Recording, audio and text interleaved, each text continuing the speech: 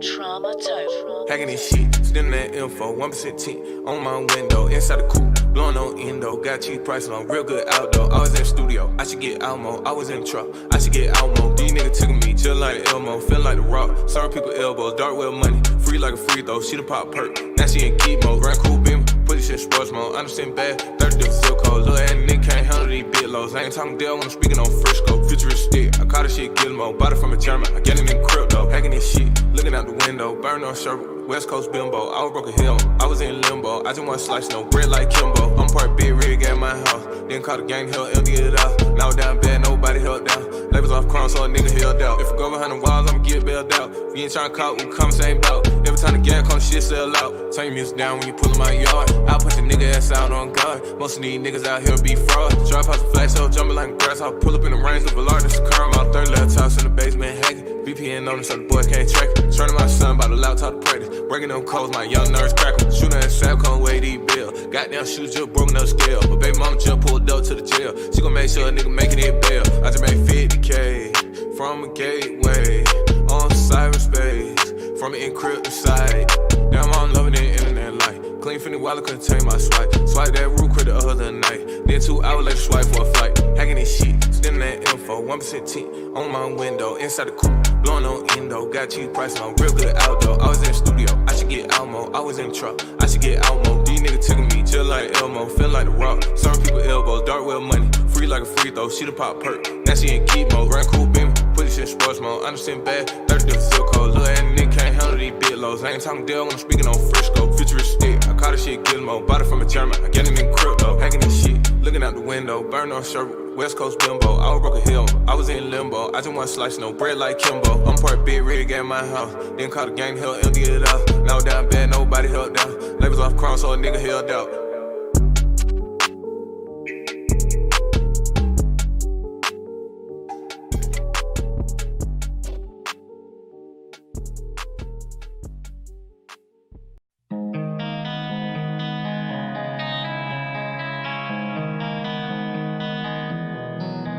Yeah, PUA, he made 45K, nigga, just one day. Got some adders in the A, bought some OVO joints. Same day, bought a Drake, same day, drop take. Got crib with a dog, I can snatch bitch waist. On the psychedelic drug, I be going up to space. Burn a peanut butter cup, I'm just smoking for the taste. In the trap, hard G, I just bought it just a race. Got skills online, I be hacking in bank. I'm a real ass nigga, but my S is fake. I'm a real ass nigga, but my ID fake. Nigga grew up in the hood, we was shooting in crates. I ain't doing no shows, I ain't taking no dates. On top of 100 back, I'ma say it in your face. Burned out the jug, gotta hit another state. I done hit a 2 hour now, gotta take a break. Nigga just smacked, now I'm smoking on the vape. Let's do it. Had to work out, had to lose a little weight. Now I'm down bad, yeah, nigga had to take. They gon' fuck around and make a nigga get irate. I just want what's in between your legs. That shit tuned in. Everybody pulled up in their car, don't you attempt it. Big boss nigga, I can clout a bitch up. Got a group on me now, I'm fire nigga up. Fuck around and maybe had to tie a nigga up. Plug ran now, we done bought them bitches up. My wife telling me I'm a better influence to my son, cause he walked in the closet, found 100-round drum. On the Louis V on me, I could never be a bum. I'm a millionaire nigga, but I came from the slum. Made 250 from a motherfucking iPhone. Stole some iPads, kept the red paint and lights on. Damn, she looking good with the polka dot tights on. For the bad chick, I ain't had to put my ice on. So the hard route, I ain't had no one to lean on. She just wanna visit, she just wanna get a freak on. Took her to the beauty shop and get a little feed done. After that, we put her to the bank, just swipe on. Let's do it. Had to work out, had to lose a little weight. Now I'm down bad, yeah, nigga had to take. They gon' fuck around and make a nigga get irate. I just want what's in between your legs. That shit tuned in. Everybody pulled up in their car, don't you attempt it.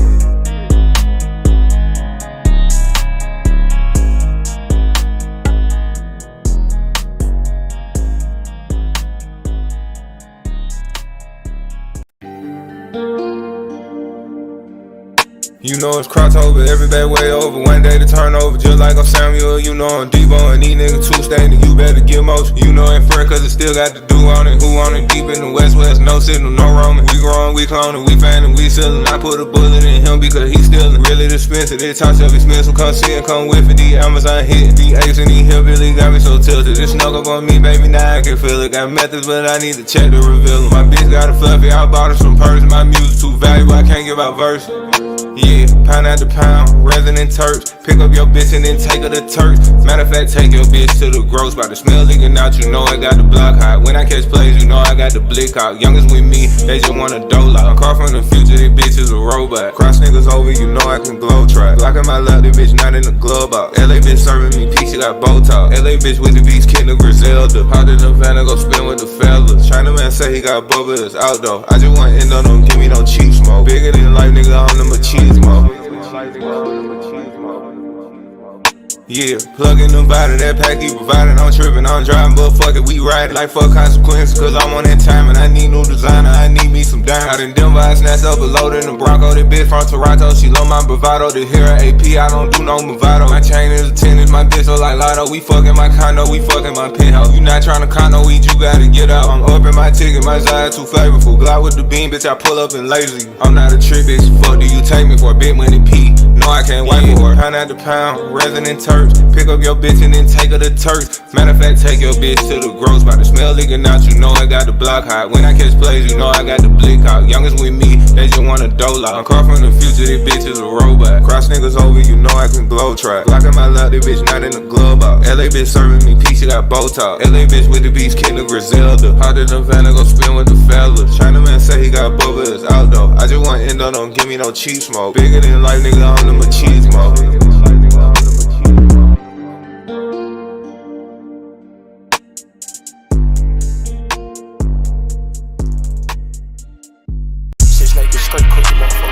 Bought a little polka dot, bought a little V-Chain, bought a little Safe Moon, house got safe room, party out of Cancun, fucking with the Coinbase Pro, got Zcash, fucking with the Robinhood out, got a free bag, and I'm on the blockchain, burning on blockchain, down the shit some octane, chillin' at the house game, then I hit the trap spot, just to get some bags off, 20K in the loop, down the nigga mad off, all coins in the red, I'ma get them half off, a young nigga, hit a lick and sell a piece half off, I'ma go to Mars on niggas, I'ma blast off, I'ma hit 50 in the mall, I'ma cash out, bad bitch, walking around the crib with her ass out, feds tryna plot on a nigga with a two slit, every time you see me on the ground, I'm in a new fit. Rich guy made this shirt and a slim fit. Bad little vibe in the room, it's a slim thick. She just wanna bend that ass over, she gon' take this. New body Escalade, down the shit a spaceship. You ain't got at least 20K, don't say shit. Riding in the C8, damn a nigga feel great. I be at the spot selling bags on tailgate. I was on the Yamatoni Hawk talking big cake. If you get into the money, then I know you relate. Got a lot strain, nigga, I can serve 3 states. I'ma got 2 fake, burning on cheesecake.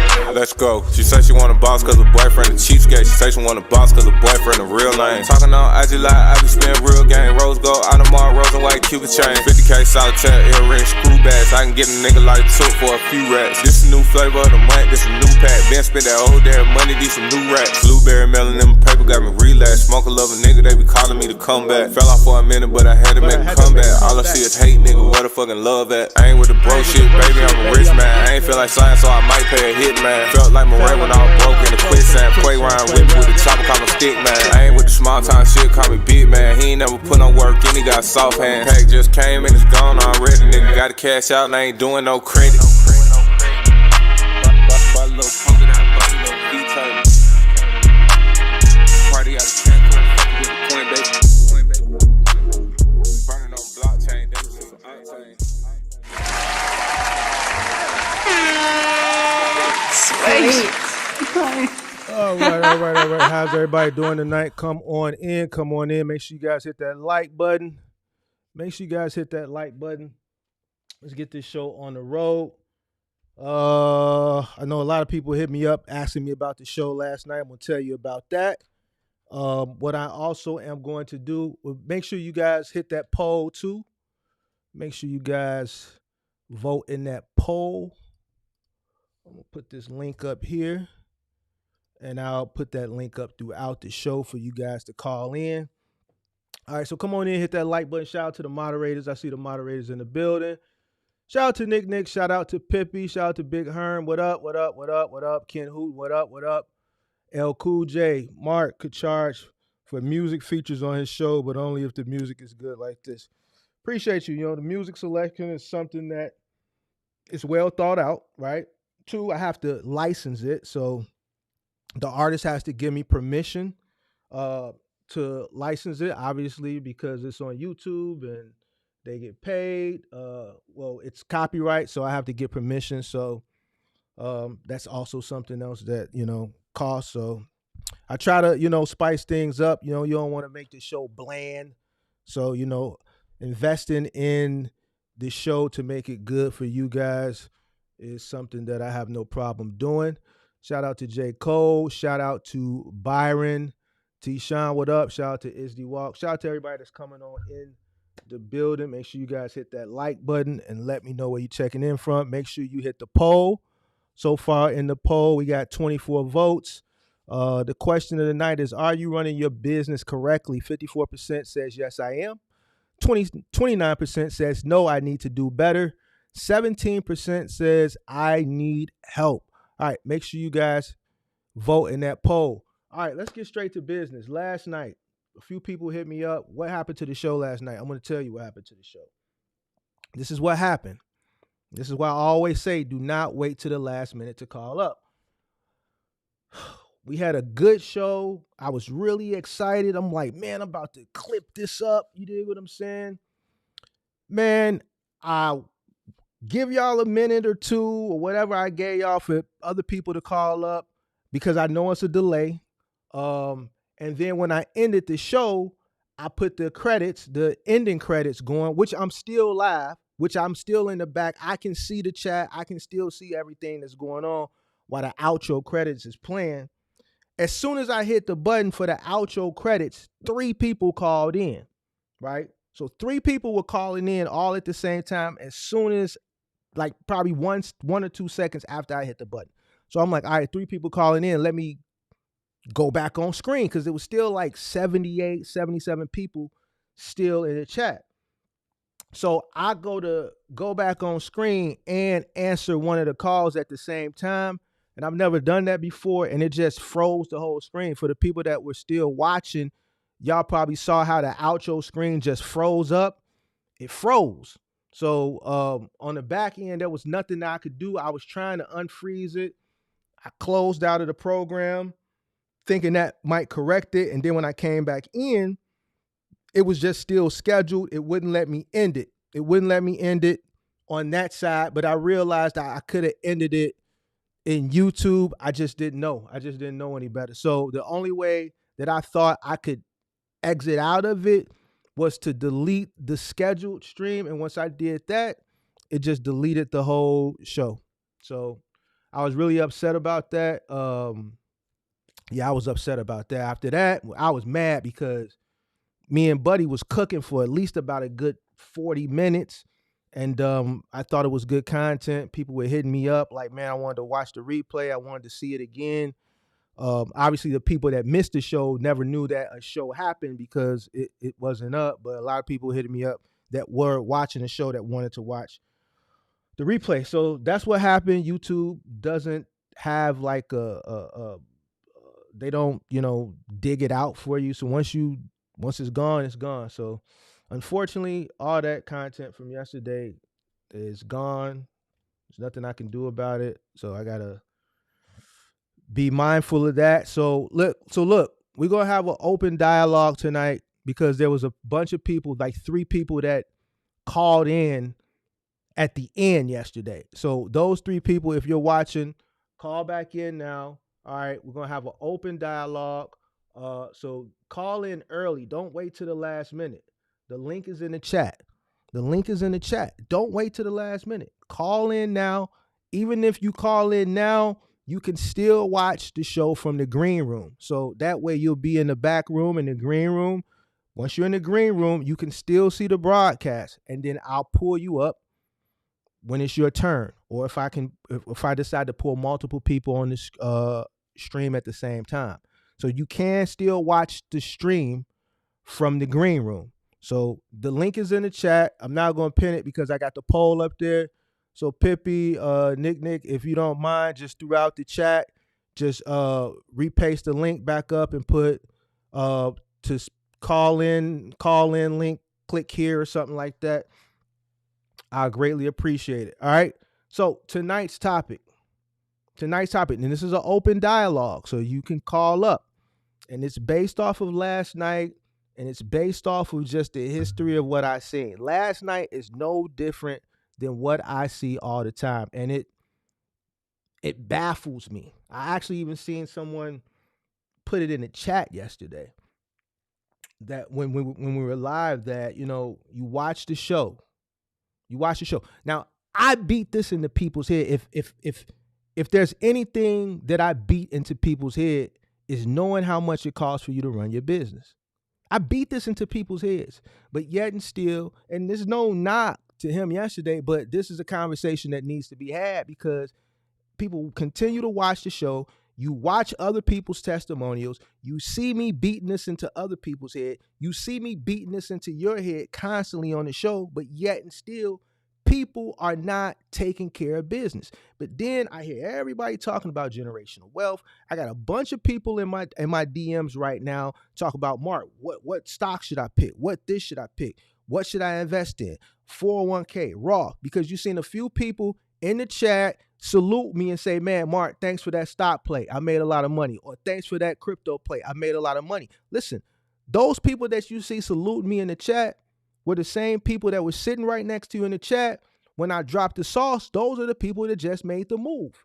I'm not a financial advisor. So when I drop little clues and little hints on things that I'm doing, then you got to stay sharp and stay close. Because if I'm making a move, then I know it's money to be made.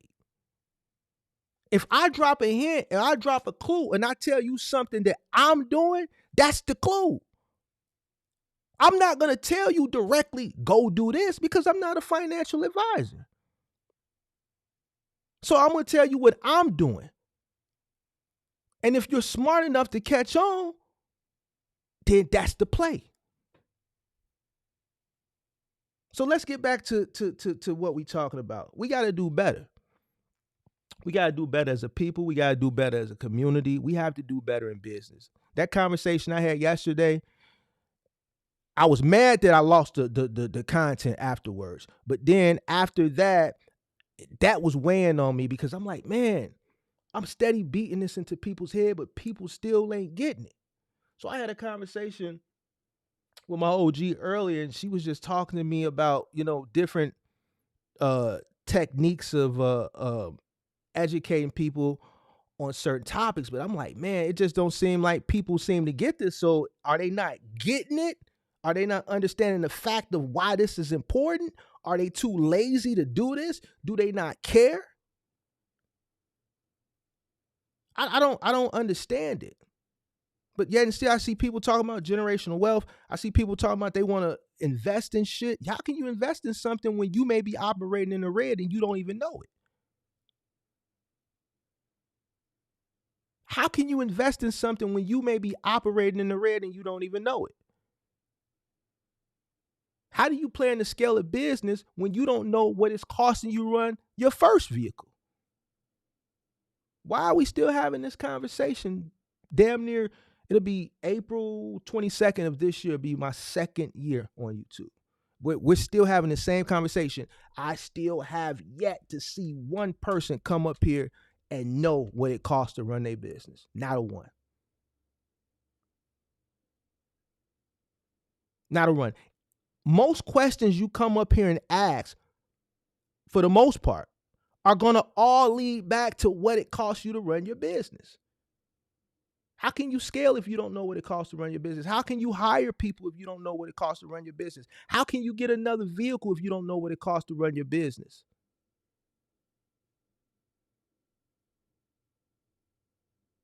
How are you operating when you don't have books, when you're not bookkeeping? Can somebody substantiate that for me? I'm asking y'all. I don't know. I'm trying to figure it out. I'm really trying to figure out. This is perplexing to me. It's puzzling to me. It's puzzling. But yet I look at the chat and I see 54%. So I know that 54% is cap. I know it's cap. 54% is cap. You know why? Because not a one person that's came up here know what it costs to operate their business. Not one. I guarantee you I could cherry pick out of this 54%, and majority of the people don't know what it costs. They think they may, and it might be some people that think they may, but if they allow me to cherry pick into it, it's going to be some BS. You may catch one or two, but that number is capped. That's the reason I put that up. Because out of the plethora of people that I've spoken to, I haven't met a one. So if you talk to a plethora of people on a public platform and then you do a poll and it doesn't even out, then there's cap in there. All right. Where the cap isn't at is what we've seen, what we've explained, what we exemplified already on the show. I say it all the time. You won't be able to run a successful box truck business or a successful cargo van business unless you understand business.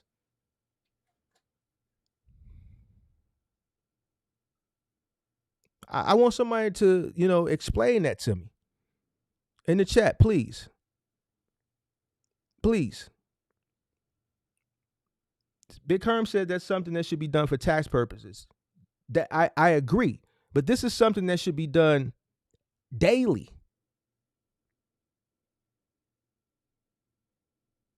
A lot of you people think you're a business person, think you're a businessman, or think you're a businesswoman, but you're really not. You're running a business. You have a structured business, an LLC or a corporation, but really you just hustling. Yeah, really you just hustling. No, Mar, I got an LLC. Yeah, that don't mean shit. You're not running it like a business. You're running it like a hustle. Because if you sit down and you talk to a businessman, how can you talk to a businessman when you don't know your numbers? How can you consider yourself a businessman or a businesswoman when you don't know what it costs you to run your business?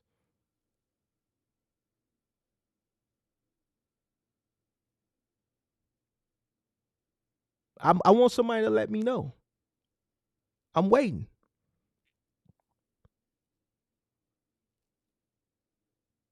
I'm waiting. Nobody has any answers. There's no answers. So what do we need to do so that people can start doing what they need to do to be successful business people? Let's take the situation from last night. And I hope he's watching. And if he's not watching, I hope he watches the replay. Last night, I was trying to beat into his head 6 years. 6 years. 6 years. 6 years is a long time. Why is 6 years a long time? Let's talk about it. The reason why 6 years is a long time is because a lot of people don't survive 1 year. A lot of people don't survive 6 months.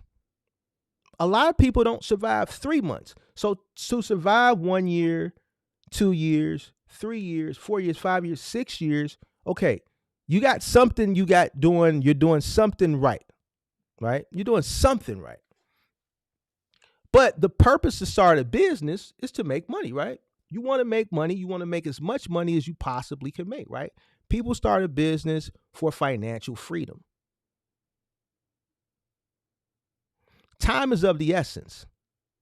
You'll never get the time back. Those 6 years, you'll never get that back.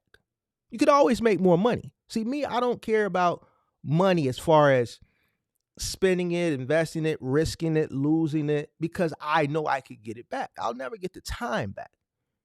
So the moment you start your business, the clock is ticking. Why is the clock ticking? We talk about it all the time, but let me break it down for you. You can get into this business today and everything can be fine and everything is cyclical and everything, and it's just peaches and cream. But technology is steady advancing. It doesn't have to be trucking. It could be something else. And time is of the essence. The way you enter the business today, the way the business is set up and structured and how it operates today may not be the way it operates 3 years from now, 5 years from now, 7 years from now, 9 years from now. So you may have a lifespan for you to be in the business before that industry shifts and changes, and you no longer can operate in that field because some technology has replaced you in some type of way.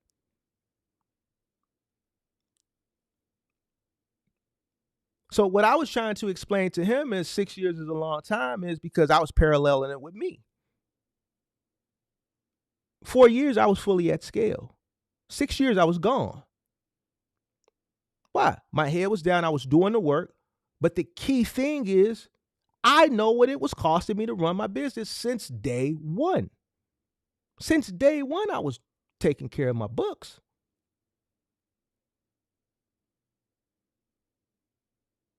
And then we wonder why black folk. Where's J. Cole? Is he in the building tonight? Because you wanted me to hold, or you wanted to have a conversation about holding black people accountable. So let's hold black people accountable tonight.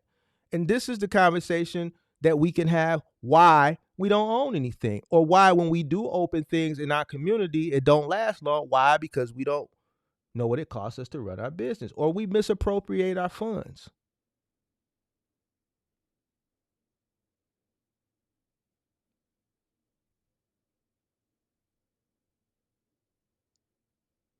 We don't know what it costs to run our business. We're not keeping up with what's important.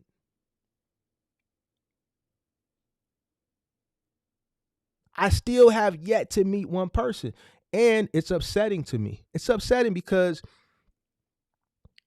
here I am giving you all this information. Doesn't matter if I'm giving it to you for free or not. That doesn't, I don't care. I'm here to give you the information. I don't care about that. What's upsetting to me, more so me giving you the information for free and spending my time, is the fact that you're here all the time receiving the information and you're not applying it. You're not applying it. Everybody has this word scale in their head. Scale. I want to scale. Every 2-3 hours, it's a DM about scaling. And every single person that has come to me talking about scaling, once I ask them a few questions, it always leads back to what I told Buddy yesterday. You ain't ready to scale. You ain't ready to scale. Because if you're not operating a business with one vehicle correctly, you're not going to be able to operate a business with 3 or 4 or 5 or 6 or 10 or 12 or 15 or 20. It's going to be worse. You're not ready.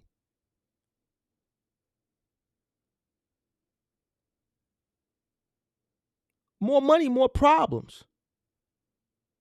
More money, more sharper you got to be.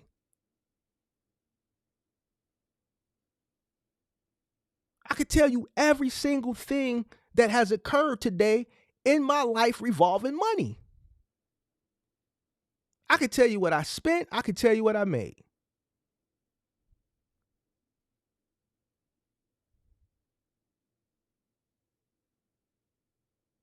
If you don't, listen, check this out. If you can't keep up with the money while you're on a smaller scale, how you expect to keep it up with it when you're on a larger scale? Imagine managing a business that's making 6 figures a month, which means you got thousands of dollars coming in, thousands of dollars coming out every day. You're dealing with a minute amount of transactions with one vehicle, with 2 vehicles, or with 3 vehicles, and you're not managing your books at all. So the word scale always comes up. You got 1 vehicle, 2 vehicles, 3 vehicles. You're not managing your books. You're not even doing your books. You don't know what it costs to run your business. You got a minimum amount of money coming in and out. So now amplify that by 20. So guess what? If you're not doing that work, then you're going to be too lazy to do it then, but then you got way more money coming in and coming out. Now what happens? You're going to get a smart person, you know what I'm saying, that knows that you're tweaking. You tweaking. They're going to see that you're not managing your business properly. They're going to be able to tell. It's going to be an employee who a little bit brighter than you. Just because they're working for you don't mean that you're smarter than them. Clearly, because if you're not managing your books, and you know what's going to happen? Because you got so many transactions coming in and coming out, and they know that you're not a good money manager, they're going to start stealing from you. And you're never going to know. You know when you're going to find out? When it's too late. You're going to find out when it's too late. I had a ring, a fuel theft ring, right? So I'm running a fleet of trucks. Every truck has a gas card, right? So I manage the fuel cards, right? I had them open at this point. This is before I closed them. And when I say closed them, I put parameters on them. Prior to me busting this fuel theft ring, I didn't have any parameters on them, right? And these guys were filling up their own personal cars, and they were calling their friends and their girlfriends to, fill up their cars, right? So I didn't manage the fuel account every single day. I would do it bi-weekly, right? So I'm looking at the fuel account and I'm noticing we went from an average of, I think it was like 3,000 every 2 weeks to like 4,500. I can't forget the exact number, right? But it was extremely higher than what I would normally pay bi-weekly, because the fuel card, you got to pay that bi-weekly, at least with the company that I was using, which was Universal Premium. You got to pay it twice a month. It's bi-weekly, right? So it was about $3,000 on average every other week, right? Every 2 weeks, $3,000. I noticed it was a little more, so now I got to go through every single day, every single transaction. Now, the way the fuel card dashboard works, you can see it down to a T. I can see what gas station they pumped at, what time they pumped at, what grade of fuel they used, right? So I'm noticing 2 transactions a day, right? But one, I remember what made me catch it. One transaction, they didn't fill up in the morning because this truck had filled up the previous day in the evening. So they had a full tank to start the next day. But I noticed 2 back-to-back transactions right before the truck came in. So they filled up at the gas station right down the street from the yard. So the time might have been like, let's say 5:00 p.m. where they filled up. And then that card was used again at like 5:10.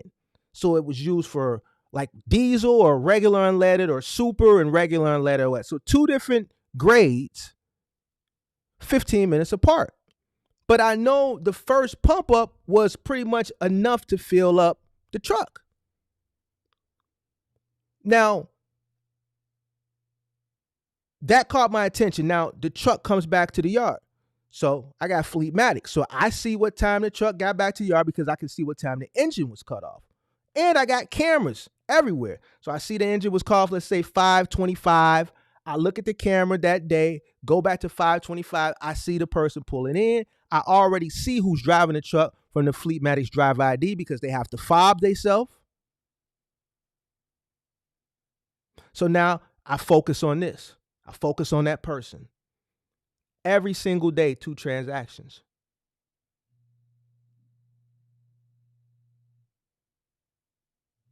Now, what led me to this? One, I'm a good money manager. I need to know where my money at. Because theft from the company, it trickles down. The company is affected. The owner is affected.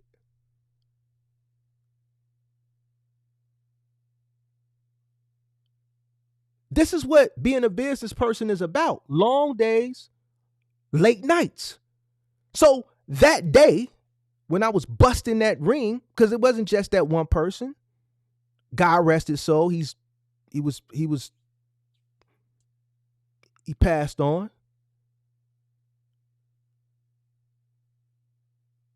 But it was 2 other people. So it was 3 of them. It was 3 of them. So I sat there in that office for hours. I don't think I left that office until it was after midnight. I started going through each truck, and I went back months because I'm like, man, I look at this every other week, but now I see the scam. Let me go back a little bit further because now I'm invested into it now. So I'm looking at it's nighttime. It's 7, 8 o'clock. I think my brother called me, but hey, I'm still at the office. My girl called me. I'm still at the office. Now I ain't coming by tonight. I'm in the middle of something. I'll call you back. 9 o'clock, 10 o'clock. By the time I got done, I recovered, I can't remember, but I think it was like $3,000 or $4,000.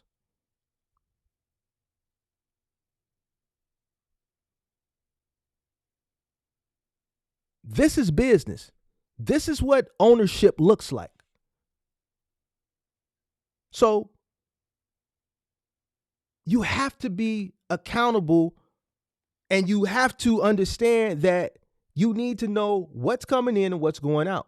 You got to know where your money is at, because guess what? If I wouldn't have did that to be able to take that money back out their ass, pause, it would have affected me at the end of the day. It would have affected the business's bottom line. And guess what?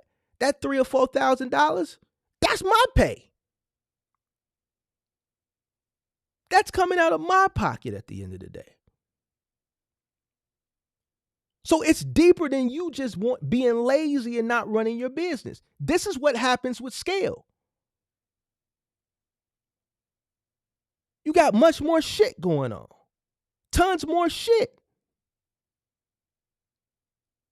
So when I say, man, if your books ain't together, you can't manage one truck, you ain't doing bookkeeping for one truck, how you expect to run 5? How you expect to run 10? How you expect to run 20? You won't be able to. That's why I said you're not ready to scale.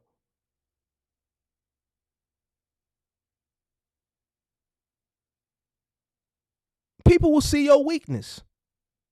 They will see cracks in your armor. And here's the thing. No business person is going to stand on top of things 100% solely every single day is a feat within itself. That's why I would manage the fleet cards bi-weekly. Why? Because my day is already tasked with so much stuff to do. The reason why I do it bi-weekly, because if I catch somebody do some dumb shit, I can take it out their check. So I'm doing this right before payday so I can take it out they check. I'm taking listen, you steal from me, it's you're terminated. I'm taking everything. I'm taking it all. I may have to end up taking a loss, but I'm taking that whole check. So if it was $1,000 check and you stole $1,100, here go your 100.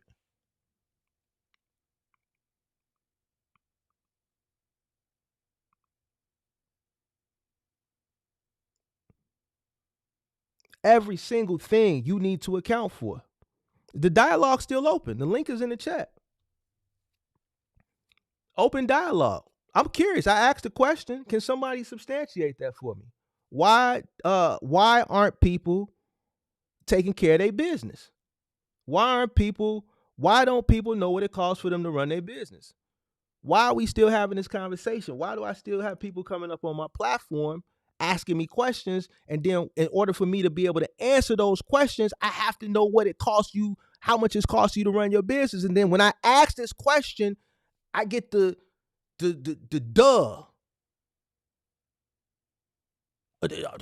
stuttering and shit start coming. People start stuttering and fumbling and their lips start quivering and all the nervousness. Then people start sweating. You see that little sweat just start coming from right there, and it just comes down, and then just the nervousness happens. What do you expect?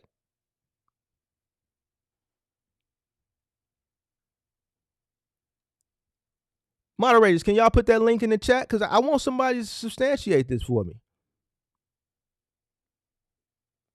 I need somebody to, because I don't know the answer. I've always kept accounting of my money. Always.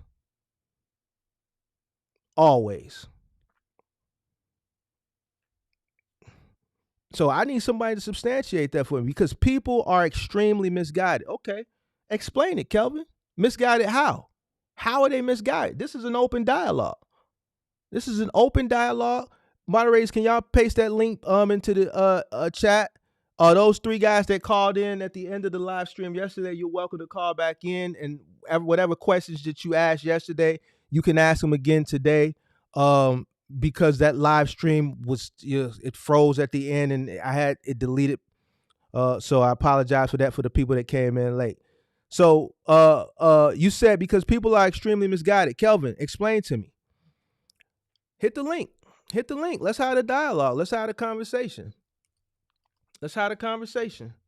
Link is in the chat. Link is pinned. It's in the chat. My opinion is people who. My opinion is people who does that don't look at the business at what it is, looked upon to them as a hustle more. I said that. I think a lot of people, especially people in our community, I think they do look at it as a hustle. And this is why most people who don't take care of their business and they treat it like a hustle, this is why their business is stagnant.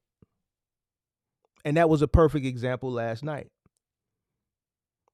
So like, even like when people come to me with this happened, this happened, this happened, this happened, those are just excuses. Shit does happen. But you got to remember, the business doesn't care about none of that stuff. You still got to find a way to take care of the business, evolve the business, and push the business forward. Time is of the essence. Time is of the essence. Time is of the essence.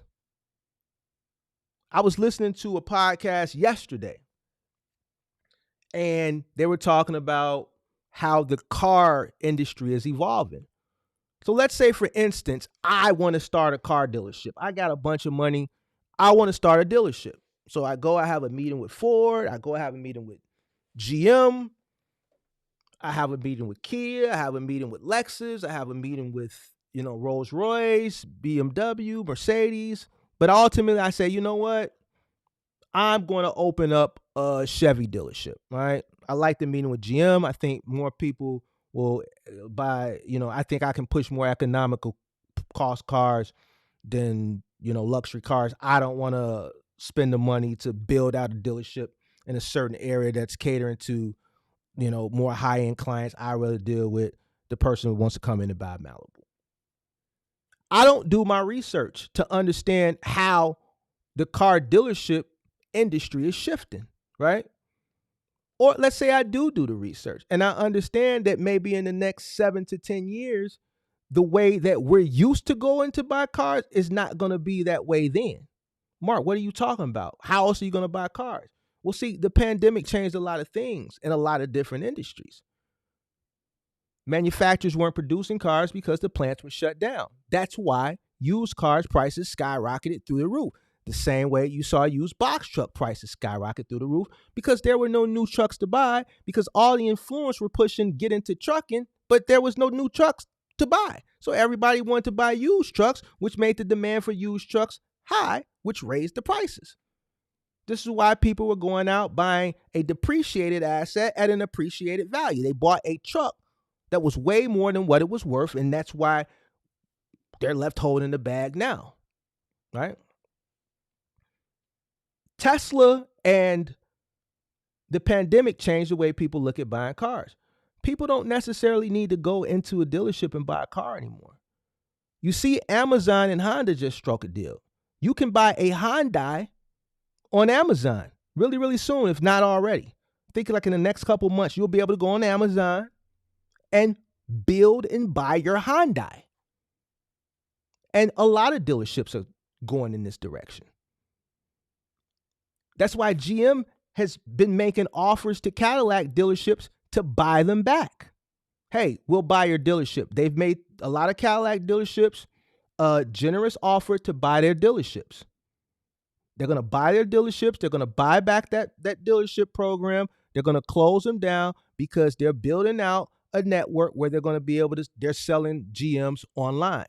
There'll be a minimal amount of dealerships because that's where you'll pick your car up and that's where you'll get it serviced. But how we know dealerships today with 30 thirsty salesmen, as soon as you pull into the lot, coming out to the parking lot, asking you, can they help you? It's not going to be like that no more. More people are going to be buying cars online. Tesla only has a showroom. They don't even consider it a dealership. They consider it a showroom. They don't even treat you like how it's like going into Chevy or how it's like going into Ford. They're very condescending and rude in there. Their service department is almost non-existent. Everything is, you buy the car, you build a car, you pay for the car. They have their own insurance, their own financing. Everything is done online. You just go to the showroom to pick the car up when it's delivered. That's it.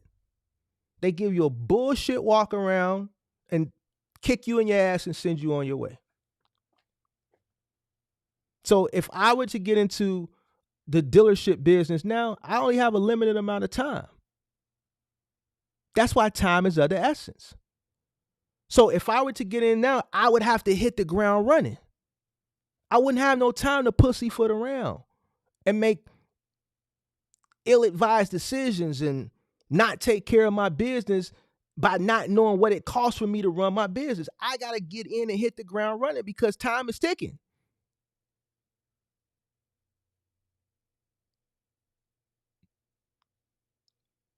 I may not have 6 years. I may only have 4 years. I may only have 5 years. So I got to get in, get as much as I can while I can, and get my ass out.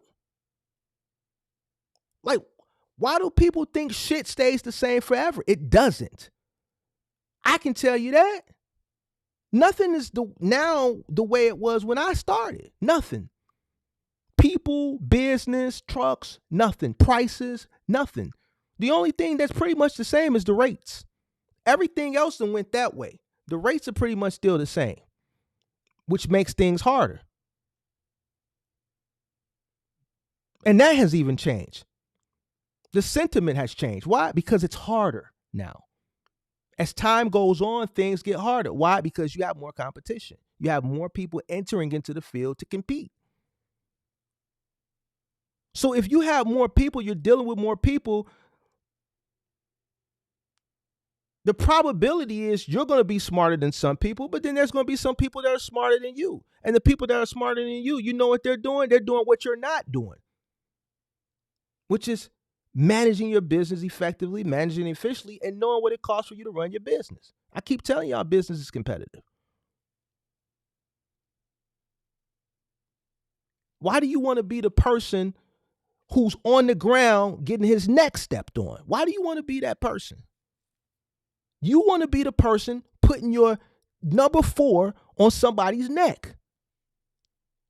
Put your number 4 cement on somebody's neck. You don't want to be the person laying on the ground getting his neck smashed into the concrete because you're not taking care of your business. People like that who don't know what it costs to run their business, people like me, we prey on people like you. You know why? Because you're needed. See, you don't understand that people who don't know what it costs to run their business, we need people like you. I appreciate you. I just don't want to be around people like you. That's why I'm telling you to be the person stepping on the neck instead of being the person getting this neck stepped on. Well, Mark, why do we need people? Everybody, it's enough money out here for everybody. But here's the thing. Business is business. It's competitive. And in a lot of industries, you got buyers and you got sellers. I'd rather be the guy who buys low and sells high. If there's an industry that I'm in and it's competitive, I have to out-compete my competitors, my competition. So in order for me to compete against them, I have to be smarter than them. I have to be wiser than them. I have to be willing to go above and beyond. I have to work harder than them. I have to know what it costs me to run my business so I can know how to undercut them. I need to be in their business. I need to do some snooping and some spying and some cold calling, acting like I'm a customer, knowing what they charge, so I know how to undercut them. And then when I see how I can undercut them, okay, can I afford to undercut them? All right, well, I can't. So now if I do undercut them, what do I need to cut so that I can undercut them so I can cut them out?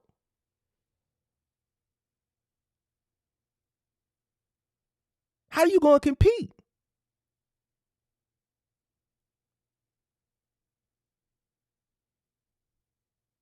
Business is about getting people up out the way. I keep telling you, you got to be ruthless. Business is about getting people up out the way, especially in trucking. You chose trucking. You could have looked into business and looked in your market and found a void. You didn't do that. So let's keep it a buck. You didn't look. I'm in Idaho. Let me see what's going on. Let me see where there's a void at in my market. Oh, well, you know what? There's a void for an iFly zone. Well, let me see if I can get funding to do an iFly zone, because this is kind of there's no Skyfly zone where I can come and the people could come on a weekend and we'll put the air and they fly in the air. You didn't choose a business that there's a void. You chose something that a lot of people are into. You chose a business that there is a lot of competition.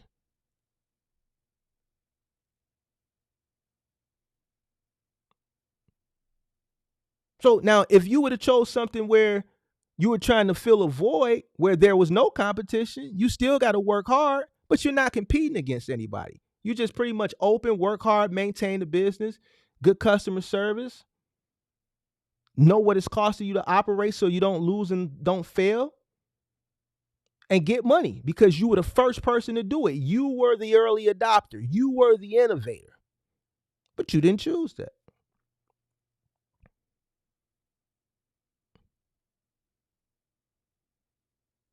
You chose to do something that a zillion other people are doing, which is nothing wrong with it.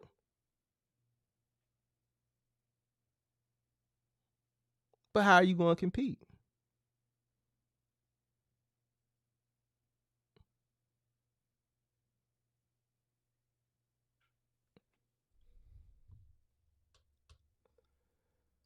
Kevin Burr says businesses like to take food out of people's mouth. Businesses is like to take food out. It's not about it's taking food out of people's mouth is not like fun. I don't know what you're saying, but business is business. If you're bidding on a load and someone else is bidding on that load, if they call the broker and the broker gives them a rate, they negotiate on the rate and they say, okay, I'm gonna call you back. Give me like 10 minutes. And then you call and you just book it at what they're offering it at, right? Without negotiating.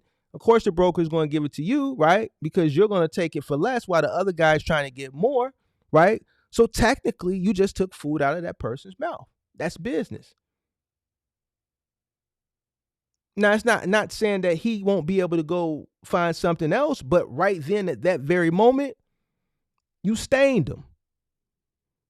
You stained him. So now when he calls back, like, I'll take it, the broker's going to tell him, man, it's already gone. Somebody else took it.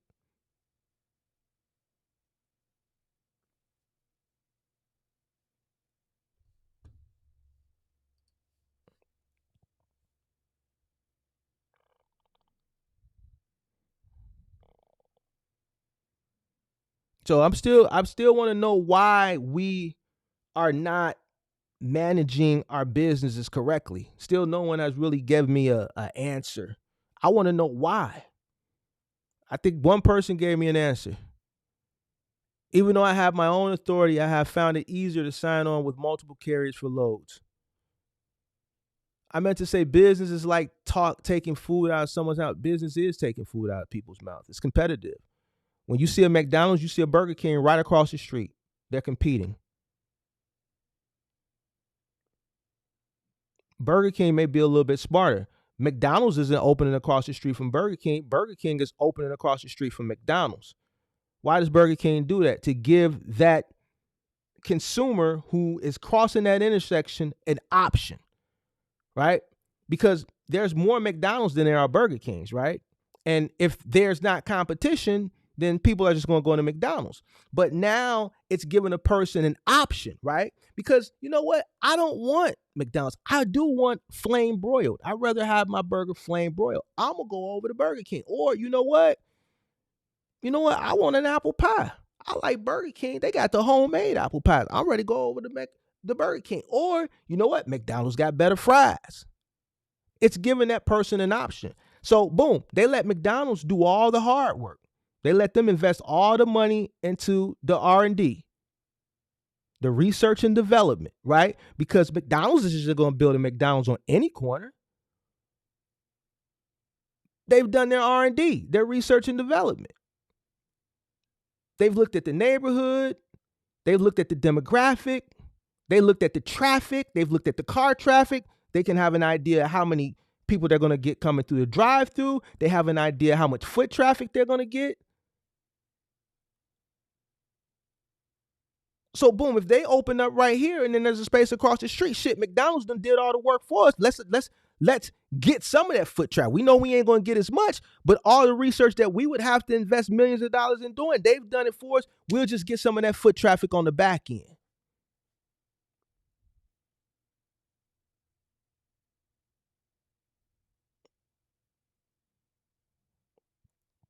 That's business.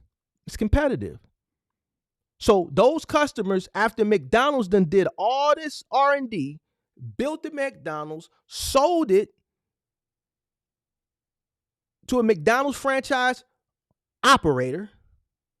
Here comes Burger King building, and we just gonna cut some of the foot traffic off the pass. It's business, and they're taking those people that are coming through that intersection, right? And they see those big golden arches, but then when they pull up, they see that Burger King across the street, and then they, you know what, that Mouth Star Wall, and they want flame bar. That foot traffic that they just stole, they just took that food out of McDonald's mouth. That's business. That's business, Kelvin. One day, by God's graces, you are going to be in that position too. It's just what business is. You want to be the person that's on top of that. You don't want to be the person on the bottom end of that.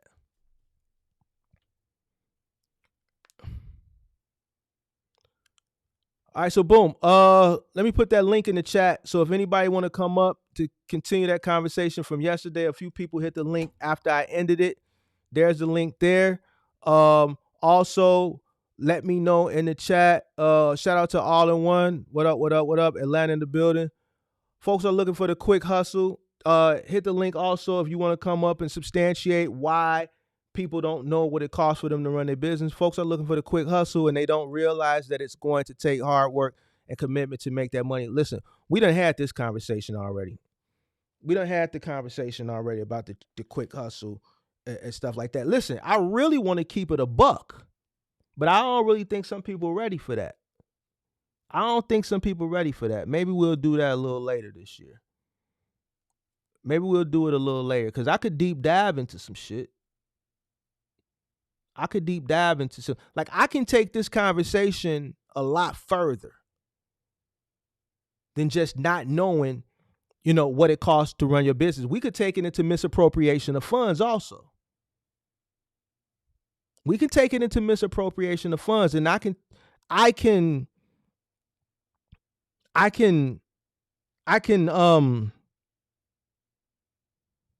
break it down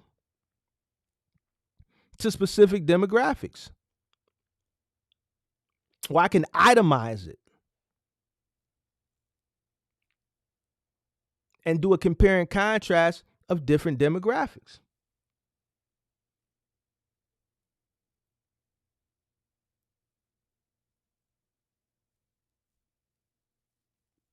But y'all might not be ready for that, though. Y'all might not be ready for that. Devontae Smalls, what up?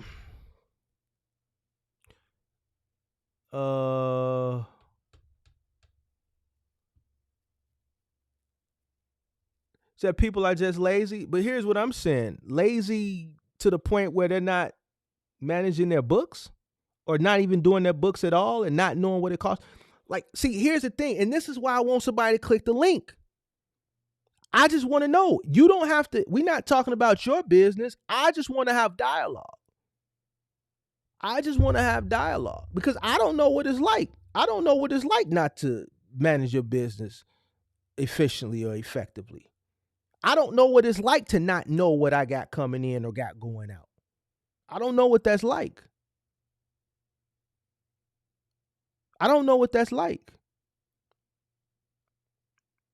Anything that I spend money on or generates money, I know what it costs. I know the margins. I know if I'm green or I know if I'm in the black or I know if I'm in the black or in the red.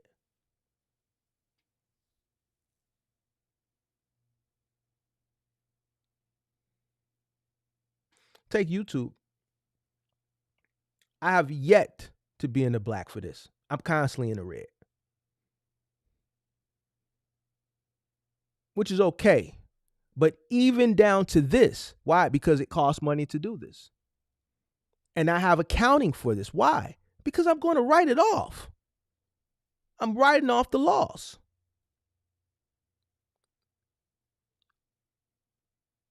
I'm allotting a specific amount of square footage I'm allotting time. I'm allotting equipment. I'm allotting utility. I'm doing it to help people. But if I'm going to lose, I might as well write it off. That's the point. This is how you stay ahead of the curve. This is how you make money. This is how you grow. This is how you don't stay stagnant and don't know, man, I've been doing this for 3-4 years. Man, it just don't seem like the business going nowhere. But then when I be like, all right, let's sit down and take a look. Let's look how much you got coming in. Well, about, man, it depends. We do somewhere between $100 to $1,000. You know what I'm saying? You don't know what you got coming in. You don't know what you got going out. This is why your business ain't doing shit. All while you robbing from the business. Business is not even sustainable. But you got a Hellcat out front. Why? Because you got a business, so you got to have a nice car, right? Because when you pull up, you got to, they can be like, man, how he got the Hellcat? What he do? Oh, he owe him a box truck company. But lo and behold, that box truck company ain't worth a hill of beans. It ain't worth shit. The box truck business ain't got a pot to piss in or a window to throw out. The business ain't got a pot to piss in. But it's a Hellcat out there that the business is paying for. Because you got to have the image that because I'm a business owner, I can't be riding in the hoopty that I had before I got the box truck. Because I can't say that I'm a business owner and I'm driving a hoopty. That don't look right. And then that goes back to the misappropriation. That goes back to the delayed gratification. It goes back to living above and beyond your means. And a lot of other things that we've talked about.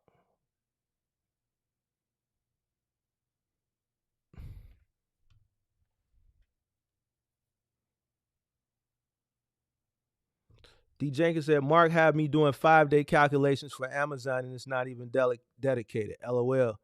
Man, you got to know what you got coming in every day.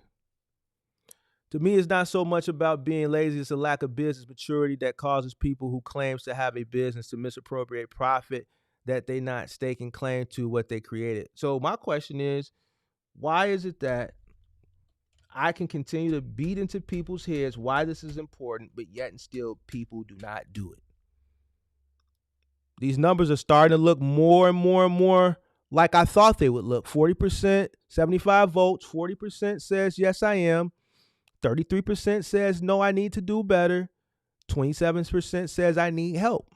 So that no, I need to do better and that I need help just basically is like, I ain't doing it because I don't know how to do it. All right. That's what I need help is. No, I need to be better is sometimes I write it down. Sometimes I don't. I really don't have any accounting. I don't have QuickBooks. I don't have a CPA. Sometimes I write it down if I remember. Sometimes I don't. It just is what it is. And then you got some people that 40% that says, yes, I am, which really that 40% is probably 20%. See what I'm saying? Yo.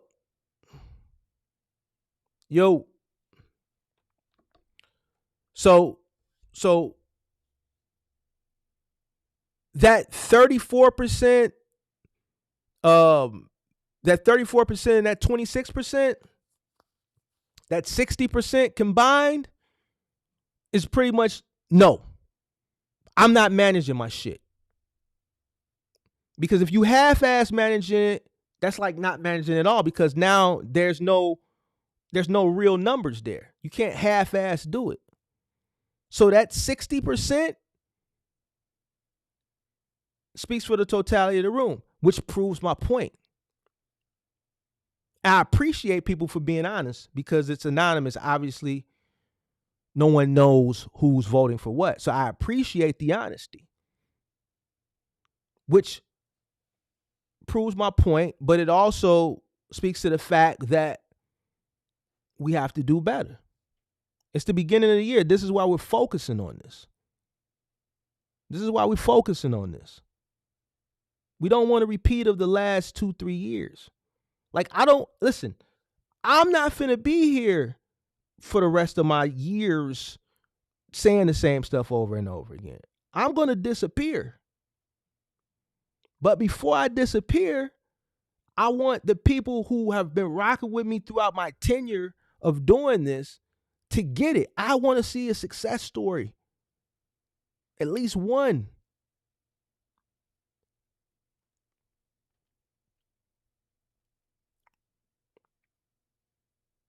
Got to do better. Making money is easy. It's easy. It really is easy. Once you understand how money works, making money is easy. The hard part is up first. You got to obviously make some money to be able to make more money, right? In order to make money easily, you got to work hard to a point till you got money, so then your money can work for you, right? So I'm trying to give you the information you need and the guidance you need to work, so you don't have to work hard that long. You see what I'm saying? If you do everything that I'm telling you to do, you're not going to have to be doing this 20 and 30 years. For you guys that watch me that's in y'all 20s, y'all can be done with this shit by 35 if you just listen what I'm telling you to do.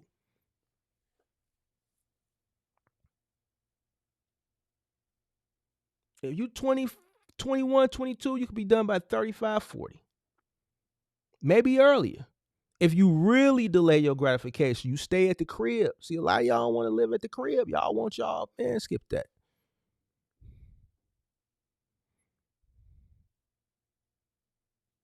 Somebody called up, but maybe they got scared. Call back in. The link is in the chat. Shout out to Giorgio Brown. What up? What up? Let's see. Big Zo said everything changed after my testimonial. Shout out to Big Zo. Shout out to Big Zo in the building.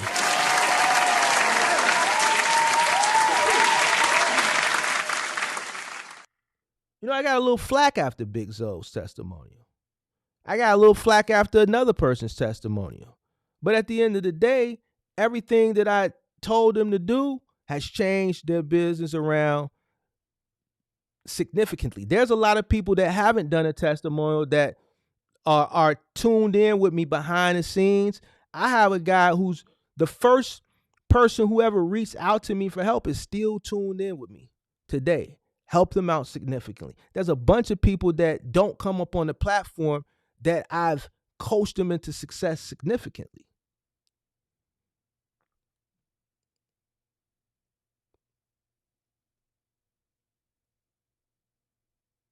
Big Zo is one that stood out because I think the reason why Big Zo's testimonial stood out is because Big Zo did a lot with a little.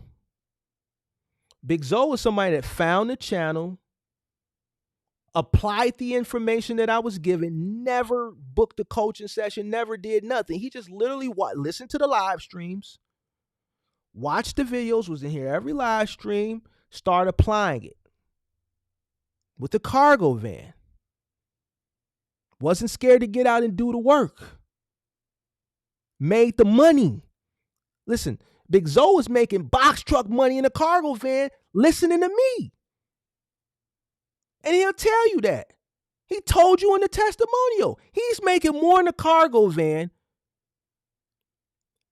than box truckers off my guidance. But where Big Zo had to get held accountable for was the misappropriation of the funds. The money was there. You grossing $20,000 in a cargo van a month. The money was there. The cost of living was minimal. The margins were huge. Just the misappropriation. A few little hiccups along the way. But now he's off and running to the races. And that's what it's about. A lot of people get hung up with the accounting, with the books, with the money. Shout out to Big Zo. Shout out to Big Zo. Shout out to Big Zo. Uncle Vaughn said, I just learned about your page a week ago. Appreciate you. Welcome to the channel. Sweet. So I'm focusing even more time on my eBay business to keep building that up. That's what's up. What up? What up? What up? What up? Sustaining the money once you've earned it is the hard part. No, it's not. No, it's not. No, it's not, Kelvin Birch. No, it's not. Sustaining the money once you've earned it is the hard part. So that's basically say you ready to go buy a Hellcat. So you mean to tell me you can make the money and not hold on to it or not appropriate it in what you need to appropriate it? You mean to tell me the money is going to burn a hole in your pocket? That's what you're telling me. Sustaining the money once you're earned it is the hard part. So money is going to burn a hole in your pocket? No, it's not. If that's going to be the hard part for you, then you're going to be in the boat of the people that I talked about when we first started this live stream. A lot of people, they can't wait. They want to go ball out right away. You ain't earned the right to ball out. You your first year in, you saw a few little ducats. Really, you in the red. But you just want to go have a nice car so that you can say, oh, I'm a business owner and I got a nice car. Man, you ain't earned it yet. You ain't earned no nice car yet. You ain't put in enough work.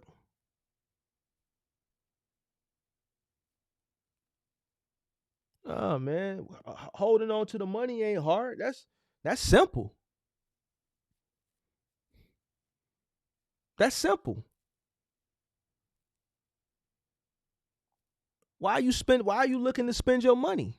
You should be sending your money back out to recruit more money. Each dollar is a soldier. I done said this over and over and over again. Kelvin, you in here all the time. Each dollar is a soldier. I'm sending every soldier out to recruit more soldiers. Sometimes there's going to be some casualties. Sometimes we're going to lose some soldiers. But that's all right. They come back in. The ones that make it back in, I give them the pep talk. I say crush everything moving. Kill everything moving. Bring me back everybody. Bring me back all the hostages. And then we just make all the soldiers we lost. We recruit. We replace those soldiers with more soldiers, and we bring even more soldiers back on top of that. It's business. I lost a lot of soldiers yesterday. We made some of them back today. We came back to the drawing board. We came up with a strategic plan. And we were able to take over some villages and flip some of their soldiers over to our soldiers. And that's what the business is.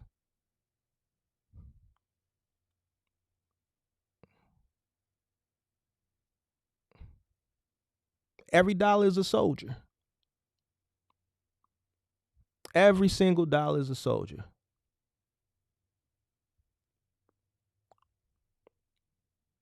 And every day I'm looking to take a dollar out of your pocket and put it into my pocket. Your soldier, I'm looking to take your soldier and flip your soldier to become my soldier. I want your soldier to be my soldier. So we're going to catch your soldier slipping. We're going to surround them, and we're going to tell them what you're going to do.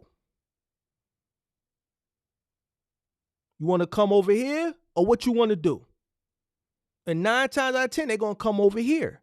And then they're going to come back over here. And then the next day, we're going to send him back out. And we're going to want him to do the same thing that we did to him yesterday to somebody else. But we're going to tell him, instead of you bringing back 1, bring back 2.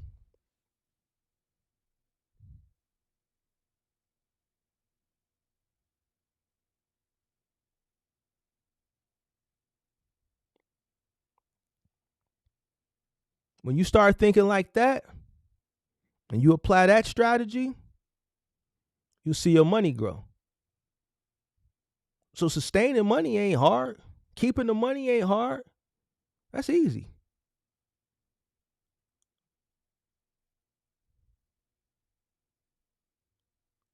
Because every day I'm sending it back out anyway.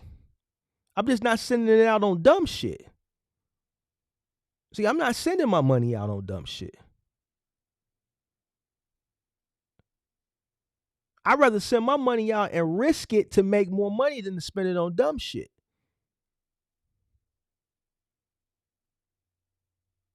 I'd rather send my money out and risk it with the possibility to make more money than to spend it on dumb shit. I got enough dumb shit.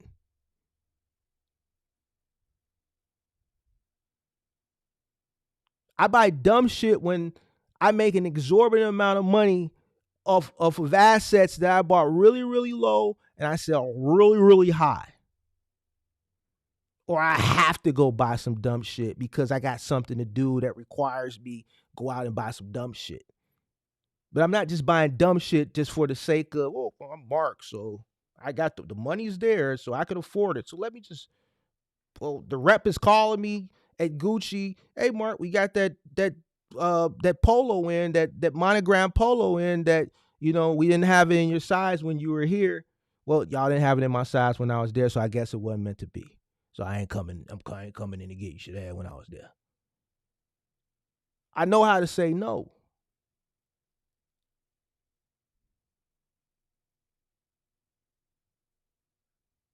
So no, Calvin, I disagree with you on that.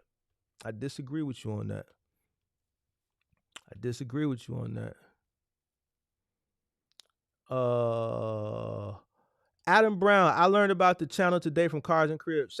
Shout out to Cars and Cribs. Shout out to Cars and Cribs. Sweet.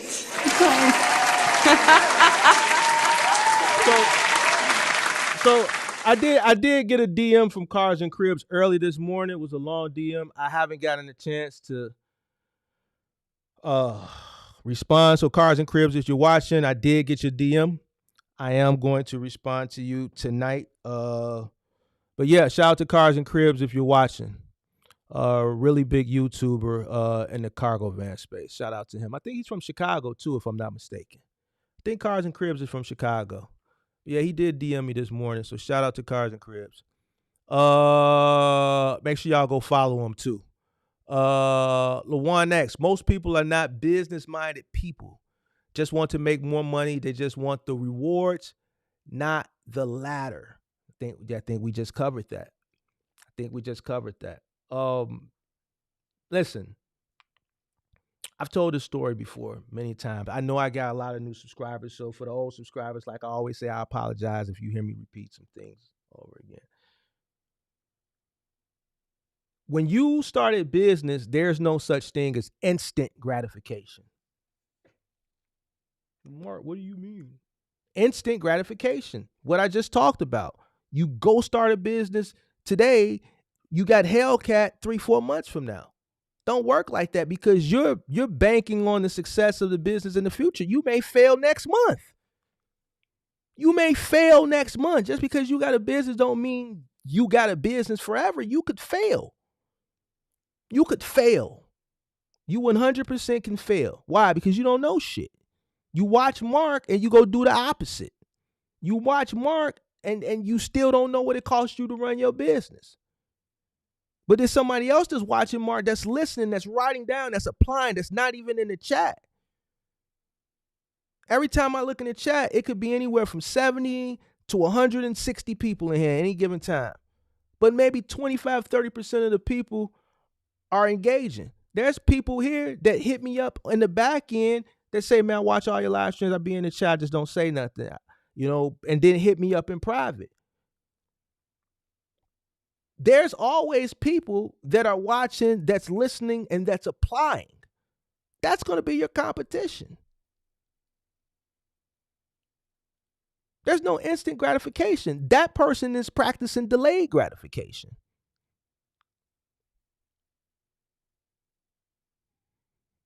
The rewards will come later on down the line. But the people who are going to get the rewards, and those rewards, when they go spend that money, it's not going to affect them, were the people who delayed their gratification because they spent the time working, building, doing what they needed to do at the beginning to get to the point now that when they want to go out and do something, they can do it and it's not going to really affect them. My first trip from the time I started in 2010, I didn't take a trip till 2015. I took one trip in 2012 because an employee got married. So he got married in Vegas. So I went to Vegas. Me and my girl went to Vegas in 2012. So I really don't count that because that was an employee. I had to support him. So from 2010 to 2015, I didn't go nowhere.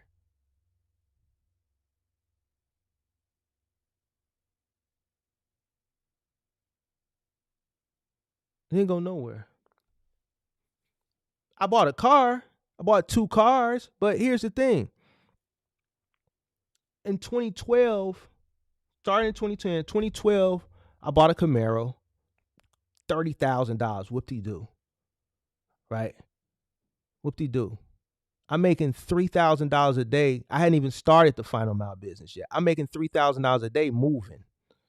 So that $30,000 for that Camaro wasn't shit. Actually, I was delaying my gratification there because I could afford something way more expensive, but I didn't want something way more expensive.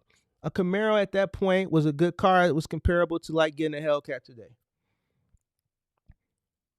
The next year is when I went and made a big straw purchase. I got my first luxury car. I bought me a 750 Li. Right? Now, I bought that car. I was making a shit ton of money, but I was also delaying my gratification because I still stayed at the crib. But I was making a shit ton of money. I wasn't trying to still figure shit out. That shit was already figured out.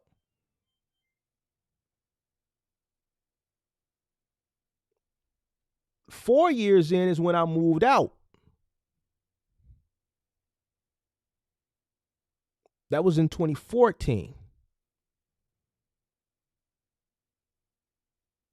Because delayed my gratification. Delaying it. After that, then I started to ball out. Went and bought another car. Started taking trips. Started spending more money on clothes. Started spending more money on females and shit like that. You know, fly shit. Shit that you do when you've made the money, you can visually see the money, the business is up and operational, and you're making more money than you know what to do with anyway. It takes time. You can't do that type of shit the first year. You can't go trick off money on chicks the first year. I know you want to do it, and trust me, it can be fun, tricking off, taking nice vacations and shit like that, spending money on a chick here and there. That shit, it can be fun, buying nice cars, having a personal shopper at Louis Vuitton and all that shit. It is cool. But you can't do that shit the first year. You can't do it the first year. You can't do it the second year. Third year, probably not. Because you got to remember, like I always tell you, you have to make sure the business is the business. The business also has to take care of you. You have to be able to pay yourself enough so that you can take care of home.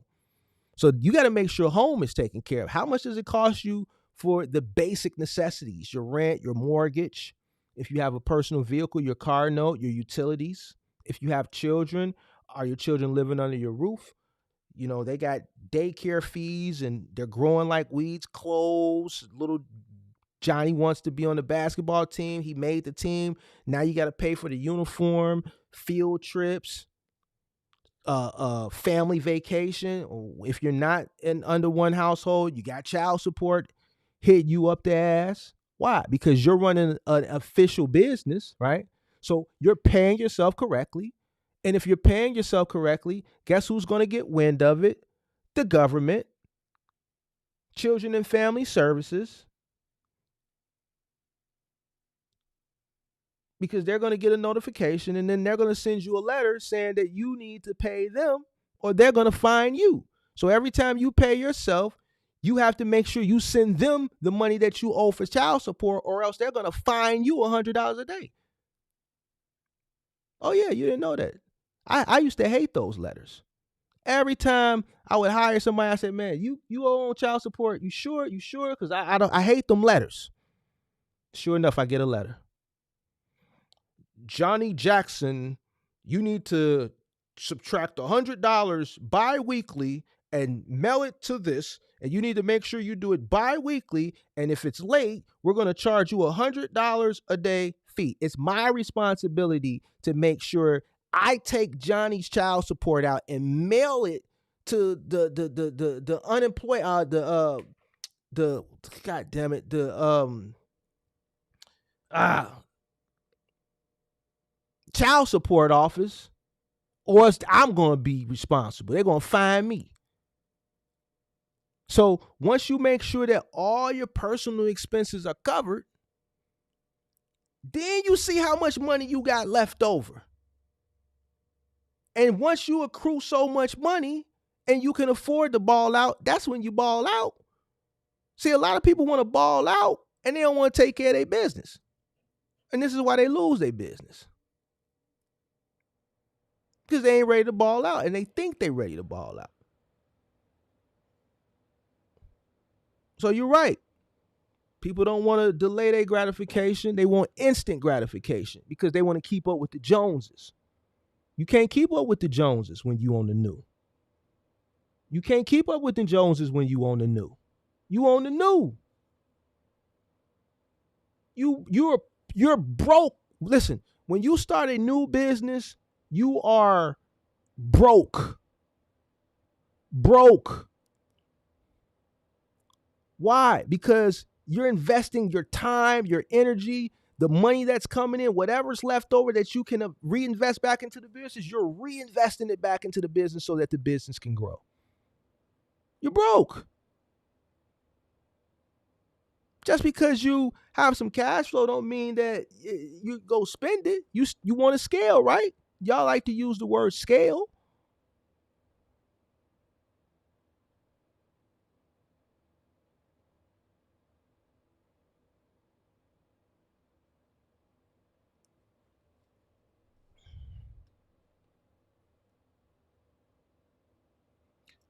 It's hard now because you have much more expenses. I disagree.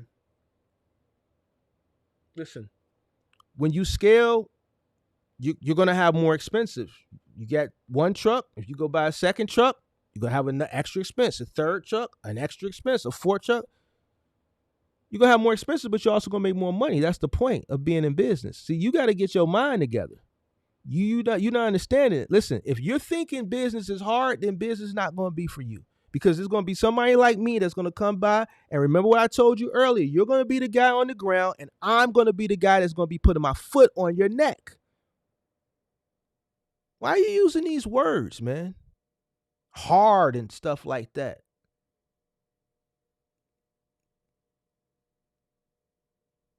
Just because it may be hard don't mean you verbalize it. You get out there, you put your head down, and you get the work done.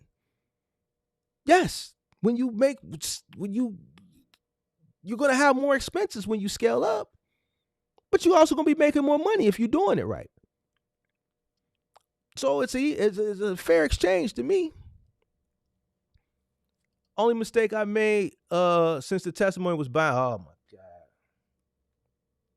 Big Zo, hit the link, man. Hit the link, Big Zo. Pippi, put the link in the chat. Big Zo, hit the link, man. Hit the link. You bought a Lexus? Big Zo, hit the link, man. Big Zo, hit the link, man. Hit the link.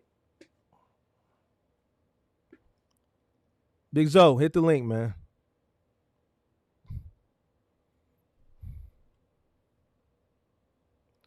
Is it easy to get OTR contracts and loads in a cargo van? You can get those loads, but from what I understand, they're not paying that well. That's something you got to talk to an expedited cargo van guy about, like Axel.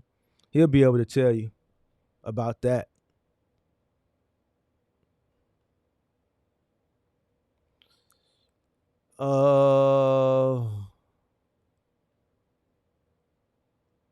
Another thing people have been sold these false dreams of financial freedom, but they don't know it takes 5 to 10 years to get there.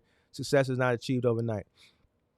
Yeah, 5 to 10 years. I think that's a good range. It took me roughly about 4 to 5. But yeah, a lot of people we're sold a dream. We talk about that a lot. I know you watch the channel. For all the new people, we talk about that a lot. The pandemic is going to be something that we're still going to be talking about for years and years to come, because I think a lot of the younger generation, not even just the younger generation, a lot of people, period, fell victim to a lot of misinformation and being misguided during the pandemic. And, even we're still finding out today that a lot of people just think business is simple. It's Kelvin Birch a minute ago said hard, which it is hard, but we don't verbalize it. We verbalize it, but we put our head down and we do the work. We put our head down and we do the work, man. And I know a lot of people came in late, so I'm gonna repeat this again. Trucking is competitive. It's competitive, man. And just like I told the people who were here earlier, you chose this. You chose one of the most competitive industries. You chose that. You didn't have to choose that. You have some people that get into business and they look for something to fill a void. They look for something trying to fill a void. They want to be an early adopter. They want to be an early adopter. They want to fill a void. They're looking for something that whatever market they're looking to build a business in, that market doesn't have. Because they know that they'll have no competition. They're looking to fill a void. You chose an industry that the void has already been filled. You chose to get into one of the most competitive industries out there. So you got to do the work.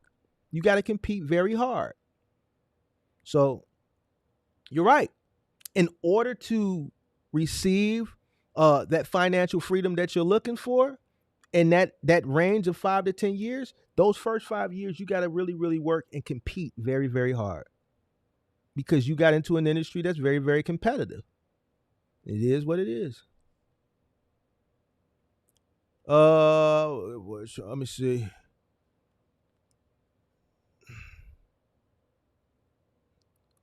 Best thing.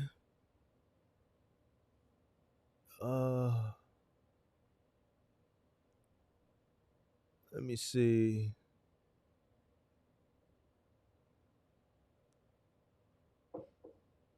Mike, what up? What up? What up? Uncle Vaughn said, I don't have friends. I'm single and I got one kid. Once I get this van, I'm about to live on the road. Shout out to you, man. Shout out to you. Ain't nobody gonna hit that link? Let's have some dialogue. We're gonna do a quick Q&A too, because a bunch of people, like I said, called up yesterday after I ended the live. I'm still upset about that live stream yesterday, that I lost that content. But I guess it happens from time to time. So anybody got questions, hit the link. Hopefully everybody got some type of whatever you needed from tonight, as far as, we got to do better. Right now, we're looking at 43% that says they're running their business correctly. I think that's a little cap. We got 33% that says, no, I need to do better. And I got 24% that says, I need help. So we're looking at 57% on the pretty much they got to do better. So, which is not good. We got to do better, guys. Focus on your business. Get QuickBooks. Get some type of bookkeeping app. Stop being lazy. Everything you spend, account for it. Everything you make, account for it. Hire you a CPA. Listen, I'm not going to let y'all bombard me this year like y'all did last year. See, now is the time I'm supposed to be getting the tax questions. I got all the tax shit at the last minute. I'm not doing no tax live streams this year. You know what I'm going to direct you to? All the tax live streams I did last year. I'm not, because you know why? Last year during tax time, everybody wanted to bum rush me at the last minute, which goes back to what we're talking about here, not taking care of your business. and everybody want to come to me frantic, nervous and stuff. Now is the time you need to be looking into that shit, especially if you corporated, because corporate filings are due March 15th. Stop listening to these people that are telling you they're due when personal taxes are due. That's cap. This is how you could tell these people never ran businesses before. That's bullshit. It's not. This is how you can tell people don't have CPAs. Get you a CPA. Invest in a CPA. Pay the little funky whatever it is a month and have you a CPA so they can stay on top of your head so you don't get into trouble and you can be held accountable for what's coming in. Streamline all your expenses. Streamline all your expenses. That's the easiest way to do it. I've been telling people this since I've been on YouTube. So I'm telling you now, I'm not doing no tax live streams. I'm not doing them. Go look at the content. All the tax live streams I did in February and March and January, whenever around this time last year, to get the answers you need. Now is the time you need to start focusing on your taxes. Don't wait till the last minute. All right, get you a CPA. Get you a CPA.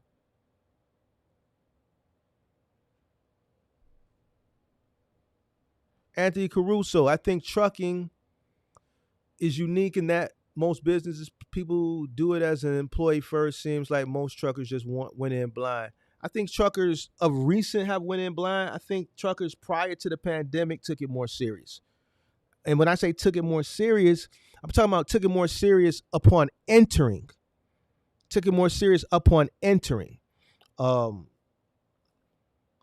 And there's a lot of different variables on why that was. Obviously, the mindset of the way people look at business now is different. The culture is different. Just people are different. People are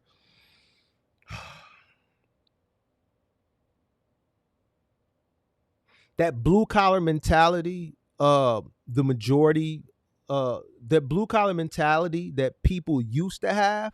Right? That good old American blue collar mentality, that is non-existent. It's non-existent. It just don't exist no more. Everybody wants shit to be handed to them. Everybody has this magical silver bullet business idea with no business plan. I hear a bunch of ideas.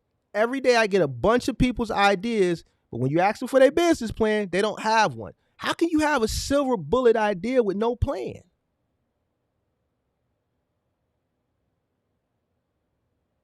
How can you have this great idea and you don't have a plan for it?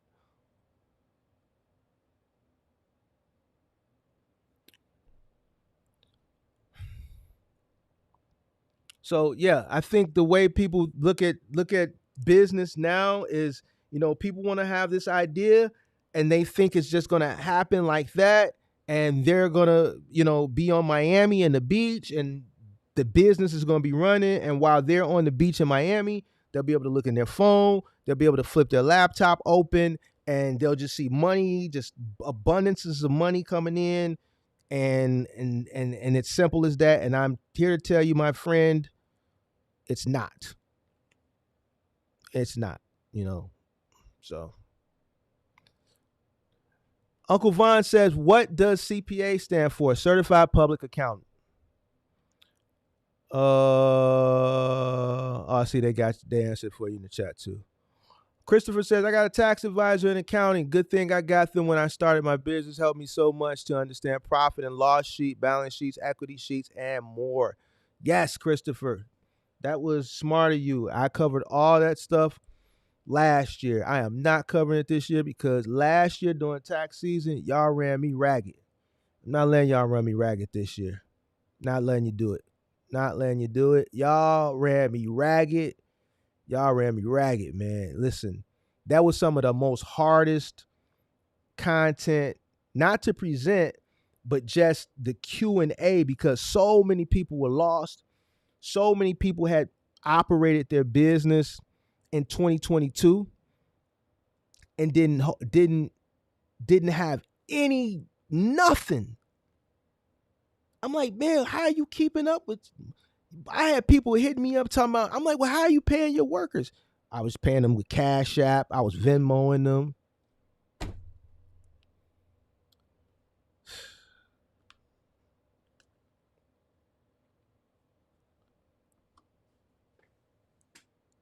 Listen, presenting tax content last year had me pissed off every time I went live. You know, I'm hearing people saying they paying their workers with Cash App, Venmo. So, you know, not going through it this year. I see Big Zo don't ducked up out of here. I know you watching, Big Zo. You know you're going to get held accountable for that Lexus. I'm going to catch you. If it ain't today, I'm going to catch you. I'm going to catch you, Big Zo. Oh, no, you about to hit the link? All right. Yeah. Stop driving. You got to get held accountable for that, Big Zo. Why? Because you watch the channel, man. You like my protege. So you are my living, walking example of how I could take someone and turn them around into success. But you allow instant gratification to get the best of you. And I want to know why. I want to know the backstory on why you decided to buy a Lexus after such a beautiful testimonial, a great testimonial, the best testimonial, hands down. What made you go out and get a Lex ball or a Lex bubble? Why a Lex bubble? Why a Lex bubble? I need to know. So he finna hit the link. We finna see what's going on. Big Zo like taps in every now and again. We finna. I tell you, man. One step forward, two steps back. I don't know, man. I don't know. We finna tap in with Big Zo.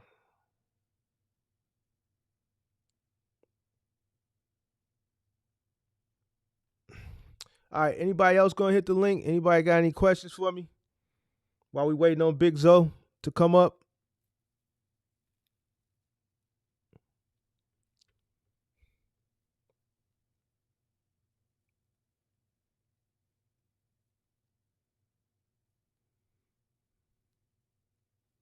Ira says, Simply Wise is a good app to manage expenses and profits. Shout out to D Jenkins. Appreciate you.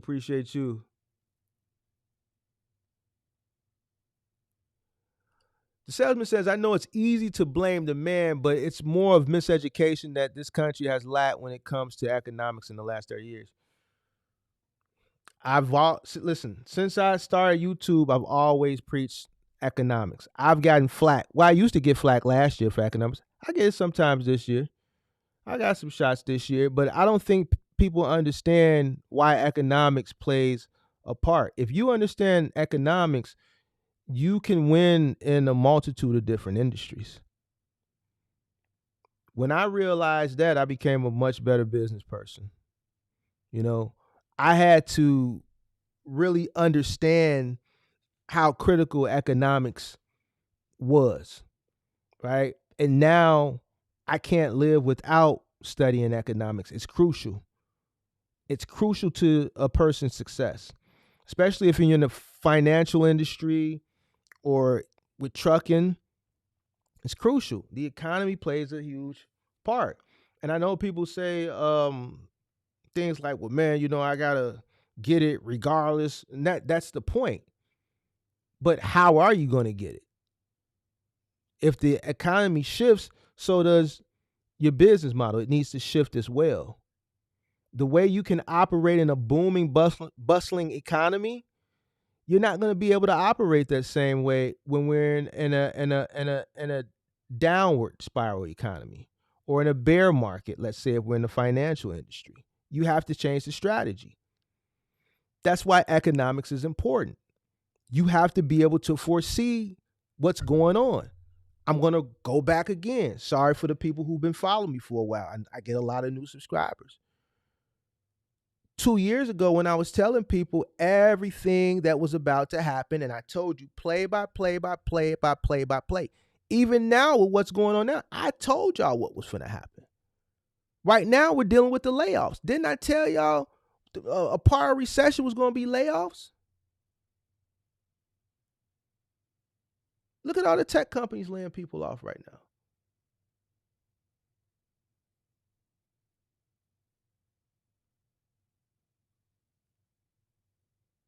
The same thing. I'm still telling y'all everything that's going to happen before it happens. When I told people what was going to happen, didn't nobody want to listen to me. Listen, once you start studying economics, it's not hard because it's cyclical for the most part. There's patterns. Once you understand the patterns, you'll be able to make the calls. You'll be able to make the plays. Once you can make the plays and see the calls, you can forecast. You can stay ahead of the curve. What do I always say? When people are greedy, be fearful. When people are fearful, be greedy. I'm greedy right now. Listen, I'm buying everything I can get my hands on because ain't nobody got no money. And I do. Why? Because when people were greedy, I was fearful. That's why I divested and got out. I got cash. When everybody was running, I was selling you my depreciated assets at an appreciated value. And I left you holding the bag. I left you holding the bag. That's why I have cash now. And the masses don't because they were greedy and I was fearful. So now when people are fearful and they're selling off their assets for dirt cheap because I have cash on hand, I'm buying those assets dirt cheap. And when we get back into a booming, bustling economy, I'm going to sell them high. And I'm going to leave a sucker holding the bag all over again. And then the process and the cycle is going to repeat because it's cyclical. But the thing is, I know when to sell. I know when to move. I know when to get in. I know when to get out. I'm not going to get caught left holding the bag because greedy pigs get led to the slaughter.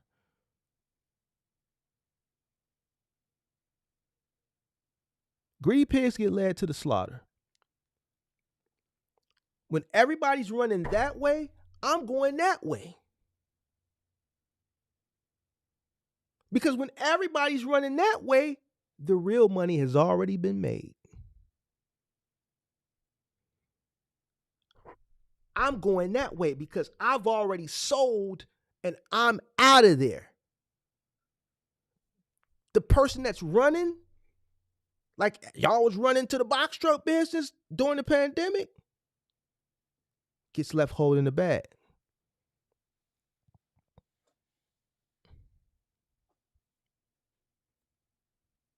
I tell people this all the time.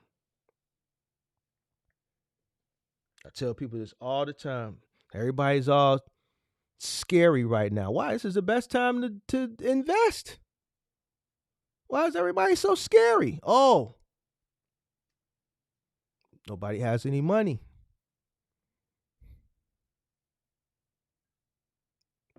This is when the millionaires are made. Right now is when the millionaires are made. Just like in 2008, people that had cash on hand in 2008, those are the people that are rich off real estate today. Why? Because they had cash on hand, they understood the market, they invested into properties dirt cheap, and those properties have skyrocketed today. You're talking about 2 and 3 flats for $20,000 and $30,000 back then that are now worth $400,000.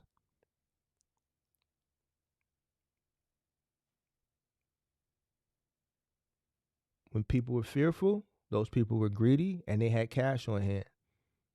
See, rich people don't buy when everyone else is buying. See, rich people don't get into the box truck business during the pandemic when everybody was getting in, or to the trucking business, or into whatever business that the influencers were pushing. Rich people don't invest like that. Rich people don't buy when everyone else is buying. Rich people are selling to you. Rich people buy now when things are low.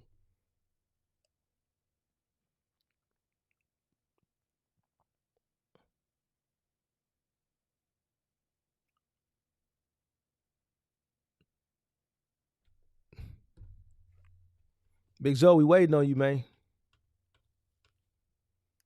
We waiting on you, man.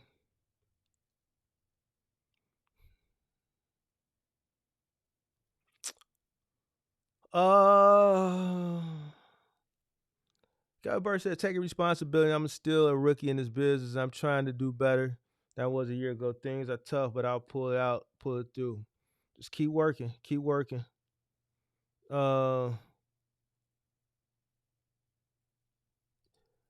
says he wants to get a flatbed truck and turn it into a 26-foot box. So you just want to buy, you want to actually call the manufacturer and tell them that you want to just buy a cab with a chassis, and you want to go get your own box built. So you can call, depending on where you want, you can call International, Ford, Peterbilt, whoever, or you can look. Some of those truck dealerships, they'll just sell you the cab and the chassis, and you can build your own box on it.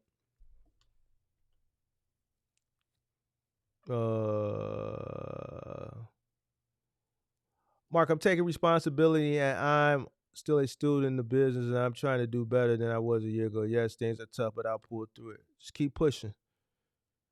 So if everybody's running the other way, that's where distraction is at. So my analogy means when things get popularized, the real money has already been made. If you look at any industry, when something got popular, the money has already been made. You can talk about the housing market in the 2000s. We can talk about the stock market of 2020, the bull run of 2020.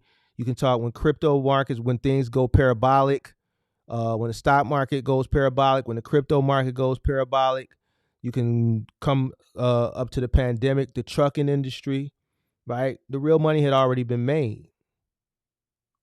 So when things get popularized, the real money has already been made. Right now, things aren't popularized. Things are low, right? Because people are fearing. So you should be greedy right now. In another couple of years, we'll be back in a booming economy again. Listen, boom and bust. Just break it down simple. Boom and bust. Right now, we're in a bust economy. Sooner or later, we'll be back in a boom economy. If you invest into assets now during a bust economy, you're getting them on a discount. Whatever asset you get, you're getting it on a discount. When things go boom, as we rise from a bust economy to a boom economy, whatever assets you purchase during the bust economy, it's going to rise with it. You have to figure out at some point where you're going to divest from that asset that you bought during that bust economy, right? Because at some point during that boom economy, things are going to go bust again. Why? Because it's cyclical. These are words that you need to remember. Write them down, go look them up, study them. Boom, bust, cyclical, right? So as things go up, you buy low, it goes up, boom. At some point, you want to divest and take your profit. You don't want to hold on for dear life. This is how you make money. You got to keep recycling that money, taking out your profits, putting it into other things, whether it be real estate, paper assets, whatever. Gold, I don't know, whatever it is that you want to invest in. And then it goes all over again. You pull your profits out, market goes bust, you reinvest back in things cheaper. So if I invest into something for $1,000, let's say, and I make $100,000 off that investment, I buy during a bust cycle, it goes up, I sell at $100,000 that I bought at $1,000, let's say. I pull out my profits, I take my $100,000 out, so which means I made $99,000 because my initial investment was $1,000, right? So once you remove my initial investment of $1,000, that means I made $99,000. So I can take my profits out of that $99,000. It goes bust. I go back down and I reinvest another $1,000, let's say, but it may not go back down to $1,000 this cycle. It may go back down to 10. So I take 10,000, right? Or I take 9,000 because I still left my initial investment in of $1,000. I let that ride. I invest another 9,000. So now I'm profited 90,000 over there to the side. I put back in 9,000 because that's the new entry point after the market went bust, and I ride it up again. This is how you make money.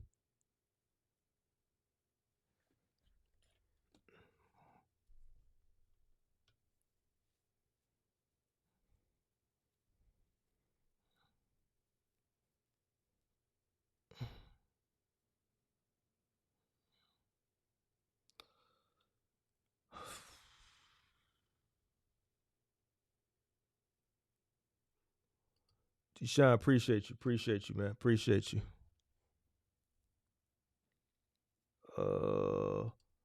Kick ass assassin says, I'm thinking about getting a sleeper built into the 26-foot box truck. Once I do that, I'll be able to load 10 pies. You do you think. So if you get a sleeper, it's going to take, what does the sleeper take, about 4 feet? I think that sleeper going to take about 4 feet. So yeah, just about. So you want to check with the sleeper company so they can tell you the specs on that, so you can know exactly how many pallets you can fit. But I think the sleeper is going to take about 4 feet of space.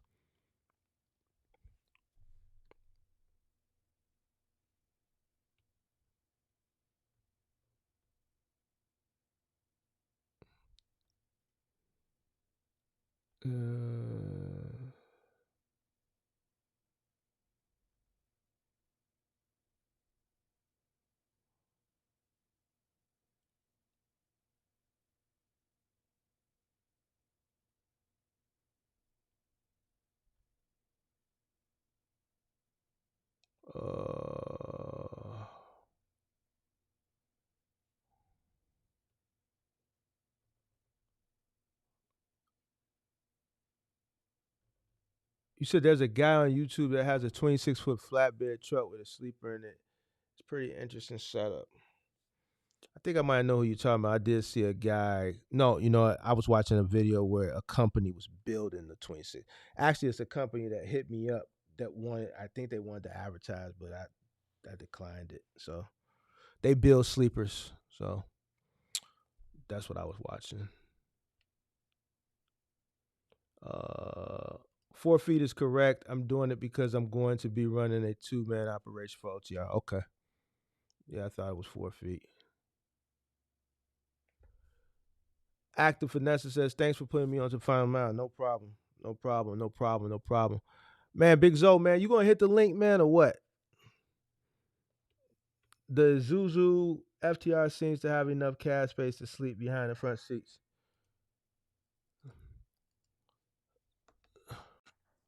What up?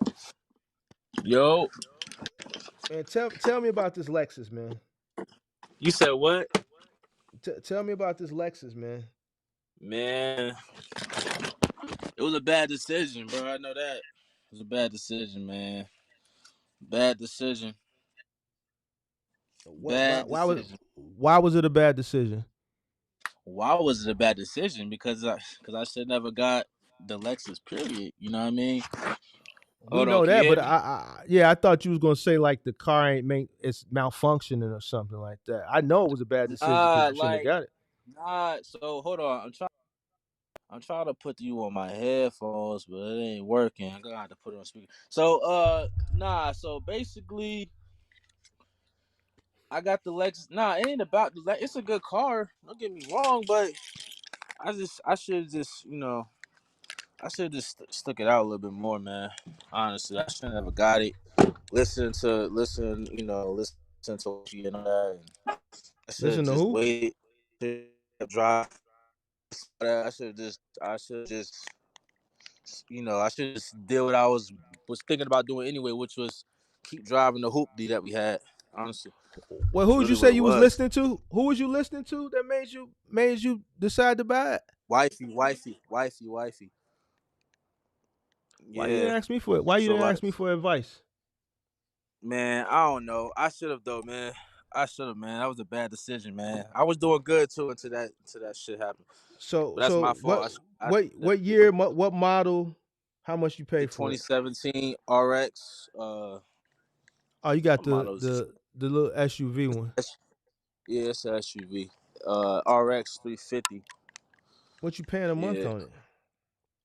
Shit high as hell because my credit was bad at the time. Now my credit's at 700 now, but it was You bad at the pay time. you paying over 600 for it? Oh yeah, that's it's over with, bro. I'm getting Wait, it soon. wait. You paying over 600 for it? I don't even want to see because niggas might start clowning me in the chat. It's bad, bro. Nah, It's bro, bad. because bro, like we didn't.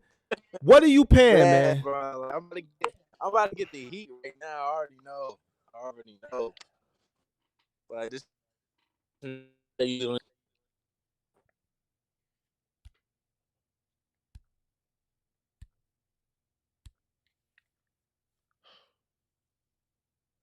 it's bad, bro.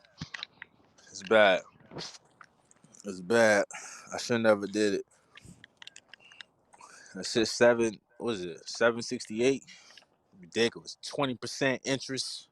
Ridiculous. It's ridiculous.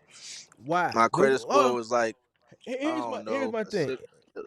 Here's my thing. When you was sitting down there, 768, 20% Yeah. interest. When did you buy it? Is this The recent? first thought, the first thought, I got it on my birthday, which is November 17th. I had a lot of shit going on at that time. The other car we had broke down, was in a death situation. Think I ain't wasn't thinking in my right mind. I was just trying to get the family a better car at the time. Really, that's what it was. And then I was dealing with a lot of shit with my truck too, because I had my truck at the time. So my mind was kind of crowded. But when they first told me the number, I was like, hell no, I ain't doing it. And then I walked out, and then wifey was like, well, we can always refinance it and all this shit. And Refinance yeah, it. I should never. But I'm like, you can refinance after 6 months, and the dealership telling me this and all that. My first thought was like, nah, I ain't doing it. And I walked out. I said, I ain't doing that shit. That's too much. I ain't doing that. We can just go get another car, look for another whip. And my accountant wasn't too happy about it either. He wasn't too happy about it. Why So didn't he you already why told me didn't he'd trade you that shit in. So why didn't you consult with your accountant?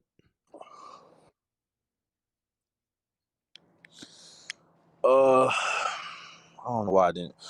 Well, let me see. I didn't. I just did it, man. Just didn't consult anybody. And that's what happens when I don't consult shit. I get hit with it hard later. So Man, you always paying too consult much. with your accountants, people, if you have it. You paying too much for that car. For a 2017 Lexus Obviously. RX 350? It's a 350 or a 450? Yeah, 350. 768, bro. That's too much. What's up, man? That's too much for Yeah, that it's too car, bro. much. So, I'm man, trading dog, in. man, you was doing so good, man. But here's the thing, Zoe. You young, man. It's not that simple as just trading in. You still owe on it. You're gonna be upside down. Yeah, I'm gonna be upside down. I'll have to pay that difference. That's the only thing. That's the only But thing here's the that's bad thing: about it. being upside down is not good. That doesn't escape the problem. That makes it worse.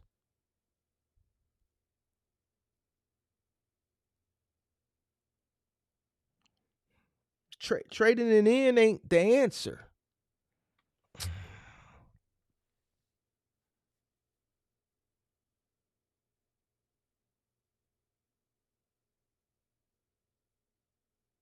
Why do I be feeling bad and shit? Like, why do I feel bad when y'all be doing this stuff, man? Is it because I be telling y'all the right stuff to do and y'all go do the wrong stuff anyway?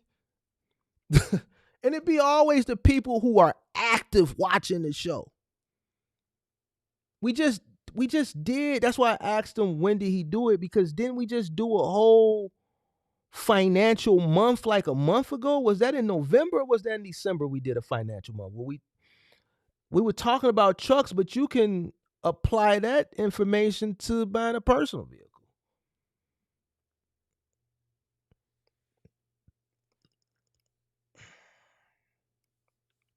Oh my God, man. Yeah, Big Zo, if you watching, call back in, but trading it in ain't the escape. You looking for an escape, and that's not going to be it, because whatever you traded in for, whatever you owe, if you just got it in November, you paying $768. I'm assuming you paying for 4 or maybe 5 years. I don't know how much you pay for.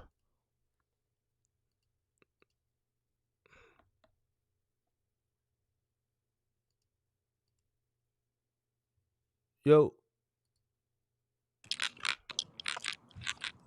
yo, Yo, what's can you your hear me? yeah, how many months you I mean, how many years you took that loan out for?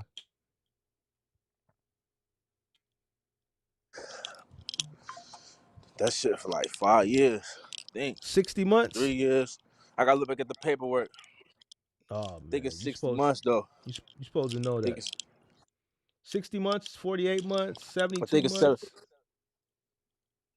It's my bad. It's 72 months. 72 months. That's 6 years. 7 months. But I'm That's getting 6 rid of that. years. I'm getting it, Hold dog. on, hold on. How much was the Rid of that, truck? dog. I'm telling you. How much was the truck? How much was it? Let me say,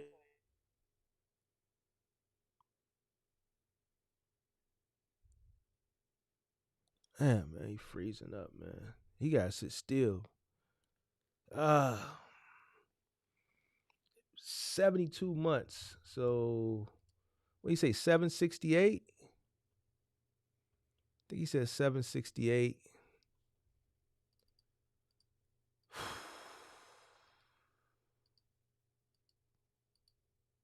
Damn, that's $55,000. Mm,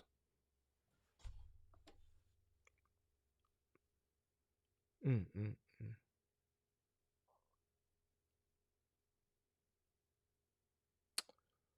Hmm.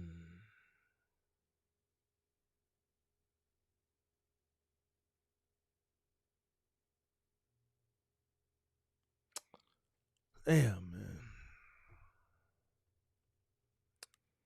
Yeah, man. Tap back in, man. Yeah, man. This goes back to what we talked about. Delayed gratification. Standing on business, man. Let me try him again. You're in the house now, so you in the crib now, right? nah, nah, nah. I'm at the gym. Well, I'm at my Oh, gym in the apartment joint. But what I'm about to say. Yeah. So, what was the last thing you asked me though? I said, what'd you buy it for? The truck. Man, that shit was 27,000. So It you said paying it was on. seven? You said Said it was what? on sale. Said it was on sale for. It was a discount on it for like it said 25, 26. So 25,600 was the sale price on the lot. But then all the interest and taxes on that shit came up to 31, my nigga. And I'm looking at the thing like I'm looking at Ally Financial like, damn, how all this interest just get thrown up here like that? That shit said 27 dealership. You know what I mean? And I'm looking at the paperwork and I'm like, this shit's crazy. So my accountant told me to trade that shit in ASAP. I'm already gonna be on a. I'm already gonna be at a loss with it. But he told me to Traded get it. rid. Traded in for what? He said get rid of that car. Get So rid of this it. listen. This one I'm at. Listen, because I know you ain't never been through this before. No, actually I have no cap. I actually have been through this before, and I made the same mistake twice, nigga. I had and back in 2020, I had a 2020. Back during 2021, I had a Rav 4. It was Mm-hmm. new. It was brand new. It was 2021. And that payment was high as hell too.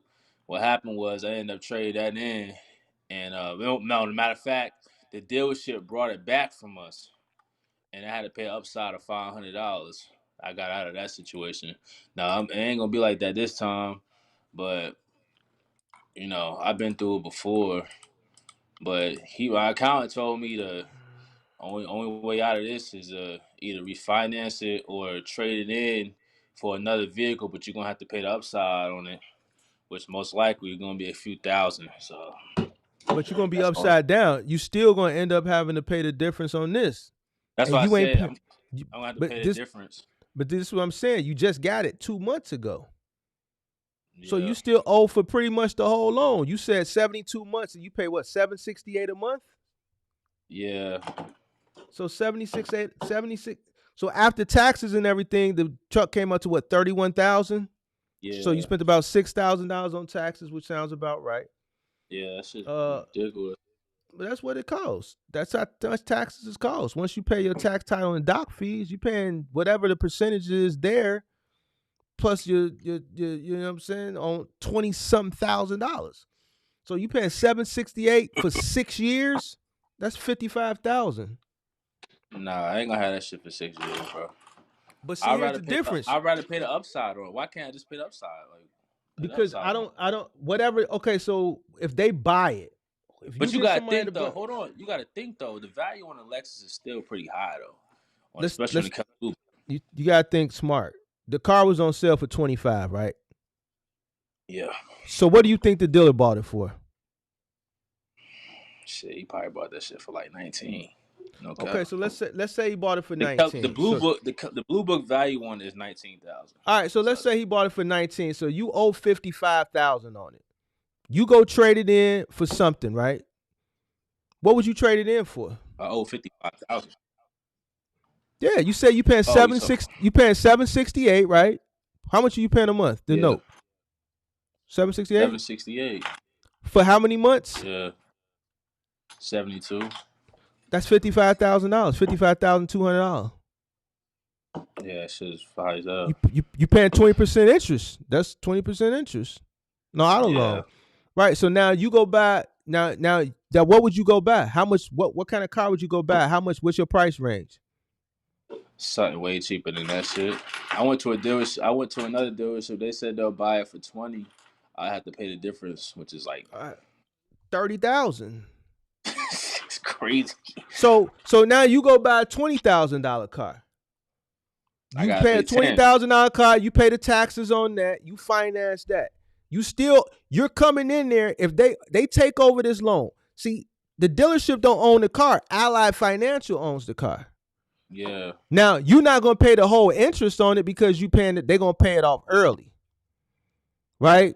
So you're yeah, not going to owe 55,000 on it. Right? Unless there's a prepayment penalty. So I don't know what's in your contract, but Ally is a reputable institution. So there's probably not a prepayment penalty. So if you were to go pay it off tomorrow, you wouldn't owe 55,000 on the car. You would just owe whatever the interest is that has accrued up until this point, right? So I can't do the math on it because I need to see exactly what you owe and the terms are. But let's say the payoff. Okay, so they bought the car for what, 31,000. mm-hmm. So Yeah. let's say and how many notes have you paid? The first note was in January. So let's say 31,000. So let's say you owe 30,000 on the car. You go buy you another car for 20. They said they're gonna give you 20 plus the interest. So let's say 30,000. 30,000. They give you 20 So what? at least 10, So 20, what they 20. go? You buy, huh? So with that 10 gonna be added to the car note, Yeah, they're gonna right? add you. Is You that how owe for that that, works? right? So if you owe 30, so let's say you go in to try it on, and the payoff balance tomorrow is you pay one note. They bought the car at 31. They added a 20% interest, but you paying it off early. So let's say you owe 31,000 for it. 30,000. Let's Yeah. make the math easy. You go buy something for 20. They're gonna add another $5,000-$6,000 in taxes, and you still gotta finance that car. Now you just financed this car at 20%. So I'm gonna. let's, So the huh? deal. So this one dealership I was telling you about this saying. She said she was like, "Look, I won't even go nowhere without at least 5 on you, at least 5 in my pocket, How at much did you put least down on this one? 27. I think no 3,000. 3,000 on this shit. So that 3,000 is a loss. Big loss, man. It's bullshit, man. I should never did that. Man, I would just pay it off. I would just keep paying it for a year, at least a year. I think it's Yeah, too early. You refinance. Who's gonna refinance? Who's gonna refinance that? shit. I don't know, man. I know on Credit Karma they're sending me all these offers, but I don't know if that shit accurate or not, bro. Credit Karma is sending me. Man, I got all these offers on Credit Karma. They sending me all this stuff. These people that want to refinance it from me. But like I said, my credit score is in the 700s now. My shit was at a 5 when I first started my business, man. So that's the positive thing. what was your credit score in November when you bought the car? Shit, like a 6, low 6. My shit went up 100 points since then, bro. I've been putting in a lot of work, paying all these bills off. So the credit's good. The credit's getting there. It's just now just that mistake kind of messed me up. Now, man, that shit kind of messing me up because now it's more overhead that I have on top of my personal. You know what I'm saying? So this shit kind of and it's slow right now. You know what I mean? So that wasn't a good move, and I didn't think clearly. I didn't just. I should have just did what I knew I was supposed to do, which was get the fuck out of there. That's what I should have kept doing. I should have just left and never came back. That's what I should have did instead of listening to motherfuckers. But it's all good. I'm gonna have to eat that. Ain't no excuses for it, man. I'm gonna have to eat it. That was a bad decision, bro. That was a bad decision. And on top of that, what made it even so worse is that, like I said, during that time, I didn't even have my truck. So me making that type of decision was stupid anyway, because I didn't even have my truck yet. You know what I'm saying? So You still I paying a had got note on your truck too, right? all these damn notes. I'm like, damn, I'm just squoting. I'm just messing up my own growth, really. You know what I'm saying? So, that's why I said last time I was up here that I might go back to the crib just because I need to get all the debt paid off. That's what But I need to do. see, but see, Like I'm, you I'm didn't. still making. But see, you didn't tell me you was thinking about going back to the crib because you made this mistake. This Nah, was you I ain't told me want. that. I ain't want to talk about that shit yet.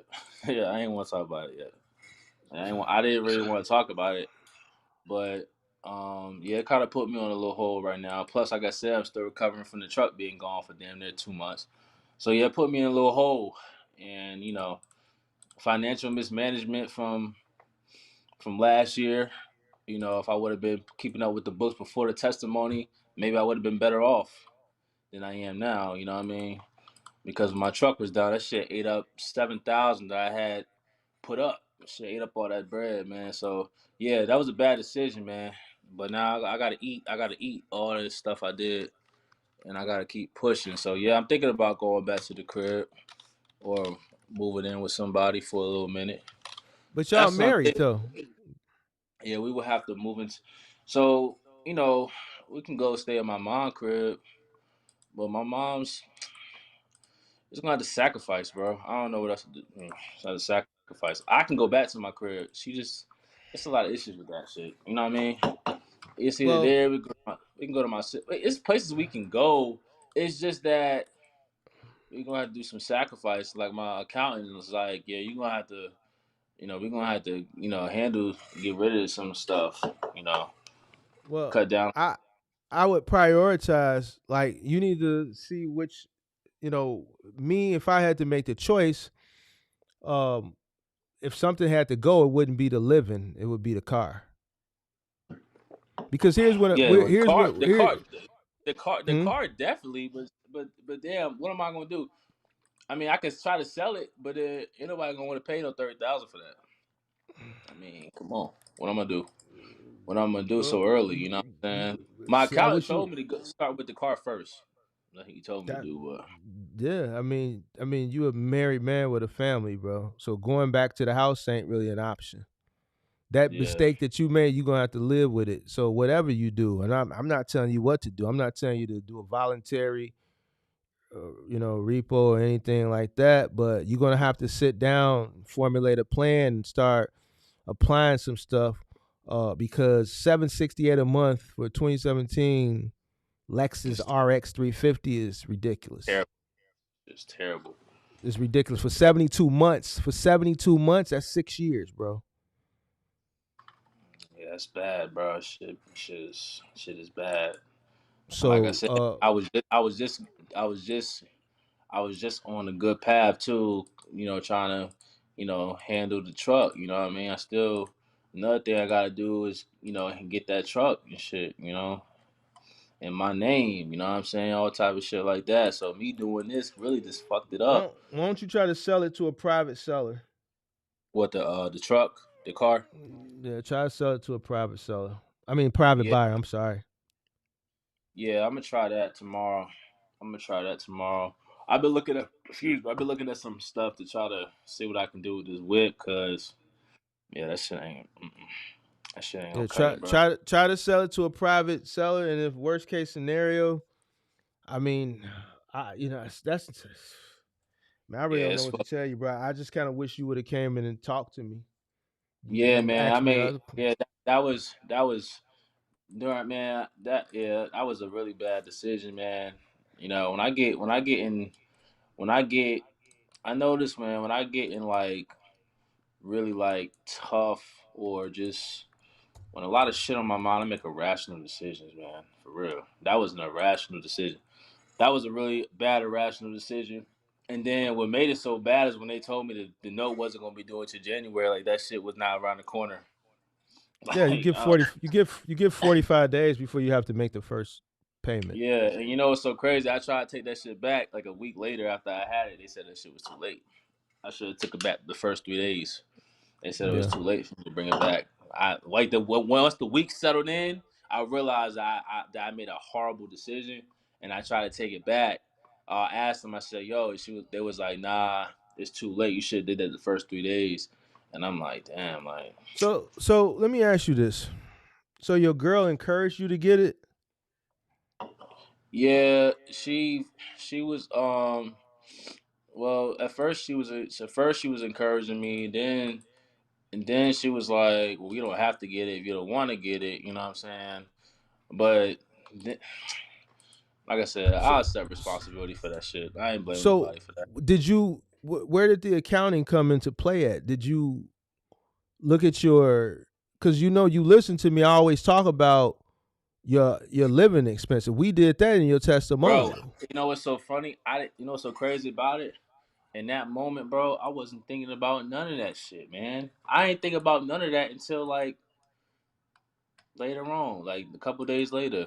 I ain't think about like I knew that number was ridiculous. Like I told you, the first thing I thought about was that shit. I ain't doing it. And I usually don't do stuff like that, but like I said, it's just another bad decision, man. I gotta live with it again. You know, just Well, more bad decisions. But like I said, like I'm just working on trying to clear all this shit up, which I know I'm gonna clear up. So people in the chat saying sell it. So sell it to a private. yeah, I mean, I'm gonna sell this shit. It's just me dealing with that decision was just dumb as hell. Mhm. Decision was just dumb. Yeah, yeah. So, Yeah. but it's I all just good, man. but Just man, like these testimonials that we did, like when we be tapping in with you, tuning in with you, you know, you got to revert back to this stuff, bro. man, I'm telling you, man, like it's Like just I had to go you, back. Got to go back. yeah, but when you was at that table, we've had these conversations. Our whole testimonial was about the expenses when I broke down where the money was going. So you still making the same mistakes, bro. The only way your business is gonna go forward is by you delaying gratification. Like you should really have been looking at a hoopty. Yeah, that's what I You should should have have been been doing. looking at a little $5,000, $6 or $7, $8,000 holler. You know what I'm saying? Something that gets you to and fro A to B. Yeah, You see what I'm saying? If 750, you know, right now 750. I mean, obviously in the summertime, that 750 probably gonna be like a drop in a bucket. But you gotta plan for yo, you know what's the so crazy? downtime. Yo, you was right about that January. Like I told you, like the first week of the month, dog. Like I was looking sick, man. Like I'm talking Uh, about, I wasn't looking sick, but I saw a dramatic change in like this. Like Staples was still kicking though. I still was getting 200 pieces a day with Staples, but like the moving though, that shit was looking kind of crazy. And I'm like, damn, like this shit slow as hell. And it got to the point where like I was looking at my numbers every day, and I started seeing I was in the red a little bit. I ain't never been in the red, bro. Like once I started like doing everything correctly with the books, like I'm talking about the profit. Like profit wasn't looking like it used to be, and I'm like, this shit looking crazy. I gotta do something out here. So then like I started realizing like okay, like what I need to subtract. So then I started looking at the marketing, like the thumbtack shit. And I was like, okay, I'm gonna have to, cut back on this thumbtack because this shit's starting to be a little ridiculous. So I stopped my budget, lowered my budget to like $60 a week. I was like, you know what, F it. I don't even need it because I got a lot of referrals now. And Mm-hmm. I start. It was so slow, bro. I was like, man, I got to start doing the old fashioned way, like you said, go to the storage units and stuff. Man, I was posted up at the storage unit. I got my own storage unit anyway, so I was posted up out there. Like you would have thought I was out there selling dope or something, man. I was out there just any person I see come in, like, hey, you need this, and I got like 3 customers in 1 week just doing that. So I was like, okay, cool. Well, I found something that works. So I'm like, all right, cool. I'm just gonna start doing that. So I started doing that, and that saved me money paying on Thumbtack and all that stuff. Mm-hmm. And that's just kept me busy, just trying to like, guess just go look for people. You know what I mean? Instead of just being lazy, or not being lazy, but being dependent on a lead service.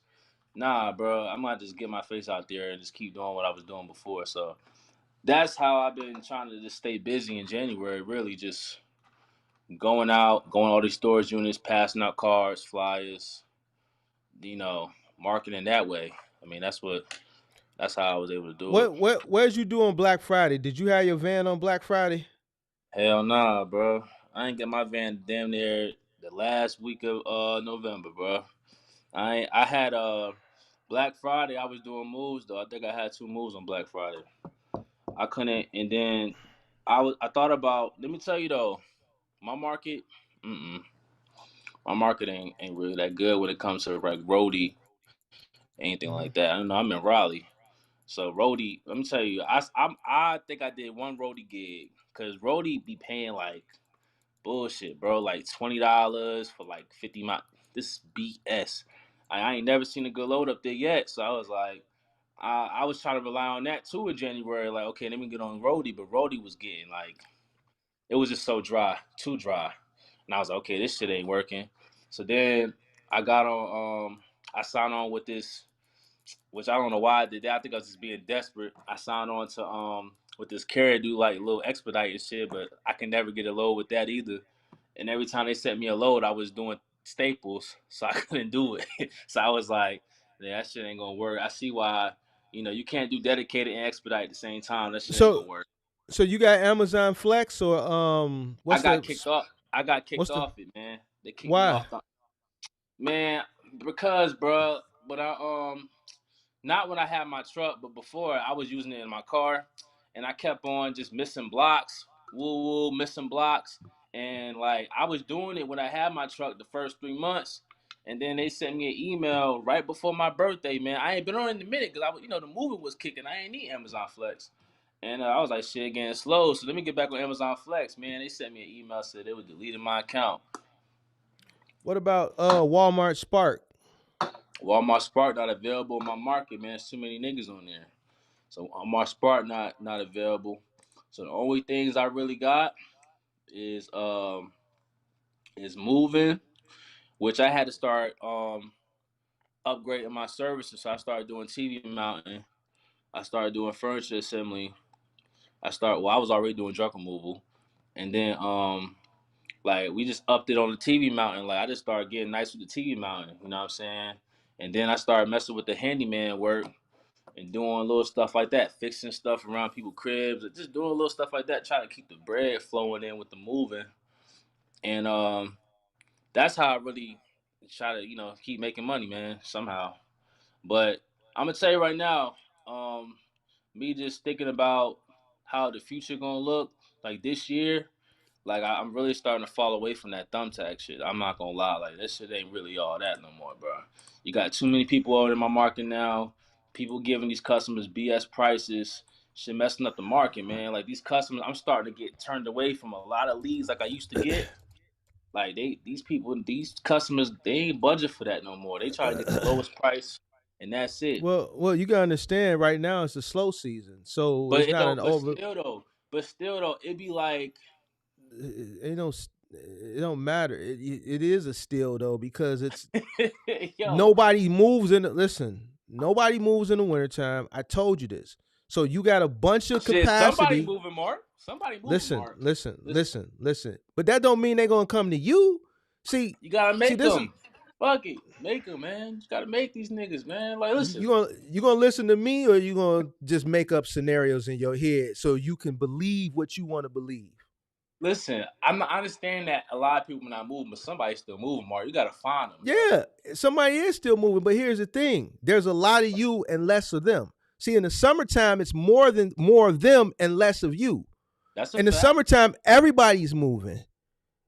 Right? There's more people moving than the people that can do the moves. Because spring and summer is moving season. So especially if you. So what is my what can be my advantage? You're on the new still. You only been in business less than a year. You're not gonna have listen. I can show you my calendars for my Januaries through all my years.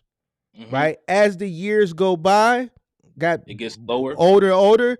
No, you have more moves, but it's still not many moves. Nobody moves. I'm in Chicago, bro. Yeah.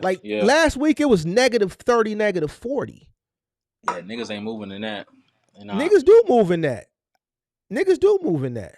We've done moves in that type of weather, but that's the day where you call the customer. Look, you know what's going on outside, right? Do you need to do this or can this wait? Yeah. Now, if you need to do this, then we need to have another conversation. Mm-hmm.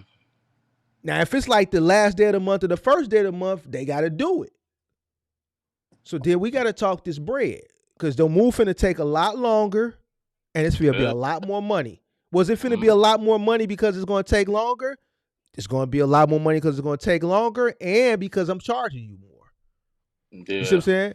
So people are moving, but what you got to understand is the volume isn't there. So even though you're willing, able, and ready to move, there's a bunch of other people like you too that's fighting for those very minimal customers. So that's so all right. So here's the question, and then what could be my advantage against all these other relevant niggas in my market?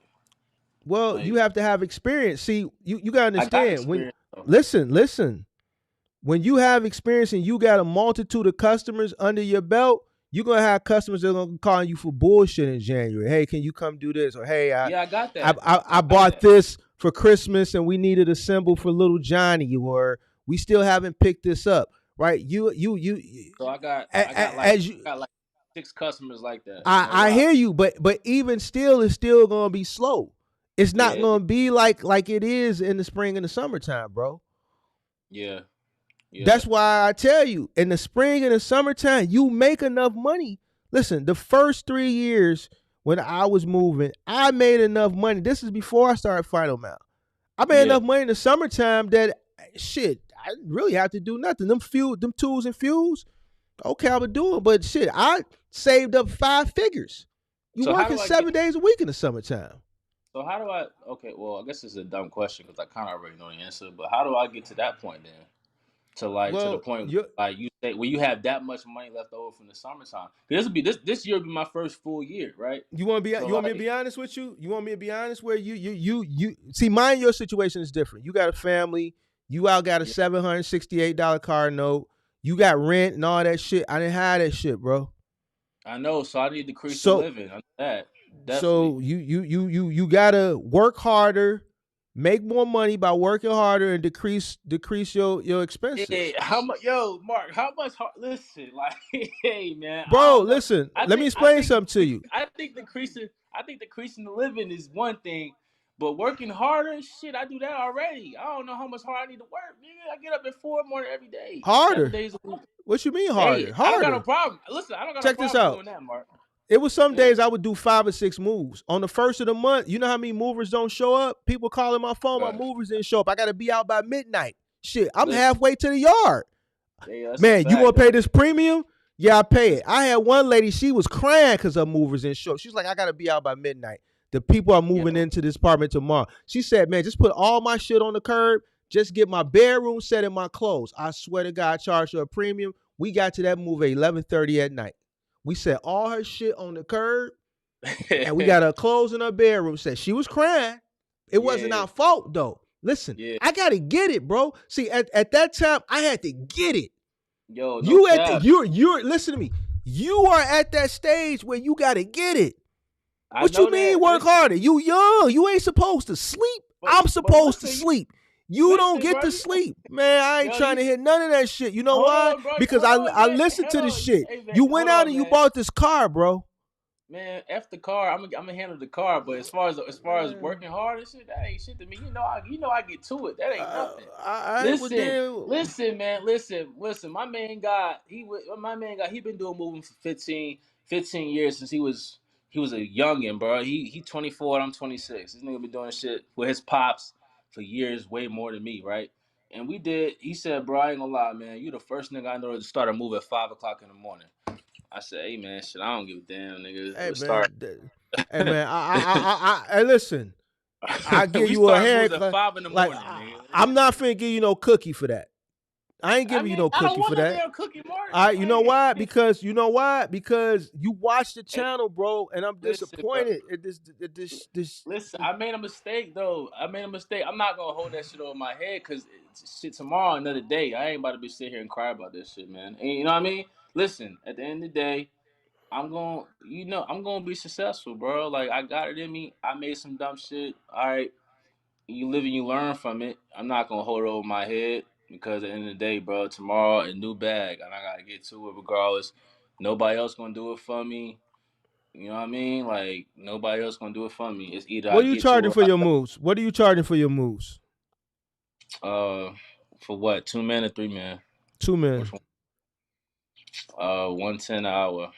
Go down to 100. How much are you charging for your fee for your truck? Really depends on how far it is. If it's how far it is, how far is it going, and how big like the move is. So if it's something I could do in my truck, it's 100. You know what I'm saying? If it's something, if it's like if I gotta get a rental truck and all that, it really depends. I really been starting that truck fee at 175. So 175 for your van? No man, for if I have For to how get a much rental, for how much for the yeah, van? 100, $100, 100 for the truck fee. You need to go down to $100 an hour right now, and then maybe 75 for the van fee. I thought about that too. No lie, I thought about going down on the price again, but I just because I pay my guys high, so that's why I was What do you trying pay to. him? What do you pay him? Well, I only got four niggas. That's all I need. Four guys. Let me talk. So how much do you pay the guy for a 2 man job in the van? How much you paying your helper for? How much you paying your helper? Well, most of the time, I'm not in the van, Mark. I'm not gonna lie to you. Most of the time, I'm not in the van, bro. Well, where are you? But most of the time, we doing big moves. I'm in the 26 foot most of the time. So I mean, but I pay my guys $25 an hour, and I pay my main guy. Okay, I pay my main guy 30 an hour though, because so he experienced stuff. if you're doing a 2 man move at Hmm. $100 an hour, you're still making $75 an hour for your labor. Wait, what you mean though? What you mean by that? What you mean? What No, I mean? well, no, nah. If listen, hold on. If I'm paying, listen, if I'm not in the truck, right? I'm not making $75 an hour. I'm making Why 50. why why are you not in the truck? Where are you? No, I'm saying, well, don't forget I got my Staples move now. Don't forget I got the Staples gig. So So that's why. so So don't so forget I got the contract still. so they're doing that while you're doing that, right? So you're paying them $25 an hour. That's $50, right? Well, So well, that means well. you Hold on, listen. I've been on every job so far, but eventually I'm about to let these niggas run it because these niggas experienced. They don't even really need me on the job. you're not letting me talk, bro. Go ahead. My bad. Go ahead. My bad. I ain't trying to be Kirk. I ain't trying to be Kirky fresh. You're not finna make the money, bro. Like what you want to make. If you make $50 an hour, That shit ain't shit, it ain't shit. bro. Who you think you is? Let me explain something to you. Let me no, because you I see why you making the mistakes. Now it's coming out. You think you somebody that you not. What do you mean? $50 an What you hour mean? ain't that much money, bro. Listen to Come on, me. Listen to me. Listen to me. go ahead. If you're somewhere else doing something else that's making money, and Yeah, you got people out somewhere else making money that you're not there making money, and you're making $50 an hour while you're somewhere else making money, what you mean that's not shit? I guess because I'm just so used to being on the jobs. That's probably why. So That shit don't even make sense what you saying. You just told me $50 ain't shit. $50 an hour ain't shit. It's people that are in here right now that's not making $50 an hour. And you're that's making on them $50 an niggas. hour. No. See, you need to humble yourself. I If am you're humble, making bro. no, How? you're not, because you just listen to me. You How? just I ain't worried about what these niggas in the chat ain't making. That ain't it's me. not you missing the point. You missing the point. You're Go missing the ahead. point. You just said $50 an hour ain't shit. Maybe You I should ain't rephrase. Maybe I should rephrase that. Maybe that didn't come off right. That didn't come off right. no, It's it came out exactly what you said it was. It ain't shit. So my question to you is, here's the thing. If I can make $50 an hour here while I'm sitting here talking to you, $50 an hour there while I'm sitting there talking to you, in a 26-footer, so we looking at least 5-6 hours. that's a fact. Yeah. So what are you talking about? It ain't shit. Plus the truck fee. What are you talking about? You making 50% of the labor cost and you're somewhere else making money. What are you talking about? Yeah. Yeah. Yeah. Nah. Yeah. I rephrase that. I'll rephrase that. I'll phrase that line. I'll phrase that line. Not gonna say it ain't shit. You It's talking about just. ain't shit. Yeah. Hey man, you right. You right. You right. You right. You right. You right. But I'll go down on it. I'll definitely go down on it. It's just You when in I a, got the you in a U-Haul truck. You ain't even got your own truck. yeah You ain't got the right. Listen, me and you two different people. We on two different playing fields. And to me, if I'm making $50 an hour somewhere else that I'm not there, and go do this. I need y'all two to go do this. I'm gonna charge y'all, pay y'all $25 an hour. I'm charging my customer $100 an hour. I'm making $50 an hour just by sending some people while I'm off somewhere doing whatever it is I'm doing. If the job takes 6 hours, then how much is that? That's $300. yeah. Plus the truck fee and shit. So yeah, Okay, so whatever the truck fee is that I made yeah. just I'll from make sending my somebody somewhere and billing somebody. so on a regular move. Yeah, you're right. I'll probably still come off about 400, not even being there. You know what I'm You saying? talking So about $50 an hour ain't no money. hey man, Hey you man, right. what? You So what's right. money? You So right. no, so You what's right. money? So what's money Hold on. then? Why you So what, no, bro? what's money? No, I said that because came you off the said wrong some. way. No, it came out the Yo, way you can. Because I that asked you came again. off I the said, "What wrong you mean way. 50 months?" You said, "Man, shit, you got cocky with it." That's when I said you need to humble yourself. I gave you a chance to Nah, clean it up, and you I stood ain't on it. cocky with You it. I stood ain't on cocky. it. You stood on it. We can watch the replay. I I ain't got worried about the replay. replay. Nah. You know why? Because you start bringing up when niggas in the chat ain't making that. Don't got nothing to do No, with I'm me. not. I'm not saying no. What I'm saying is you're in a position where people wish they were. It's people that wish that they could. Well, Listen. they can. The Well, the listen. whoever Check wishes this can out. get to it, though, No, bro. no, no. See, that's that cocky shit. The point that I'm trying to make is, it's people. It's you're making $50 an hour without you being there. Yeah, You're somewhere else doing staples while you got a truck out making money. That's business. yeah, The it's a point that fact. I'm trying to make is, how many people can make $50 an hour off of labor? You're Nah, a making lot. $25 an hour off of each man per hour. Yeah, You're charging $50 an hour per man, and you're making 50% of that. You're making 50% off of their hard work, off of their back. It's their back carrying that furniture.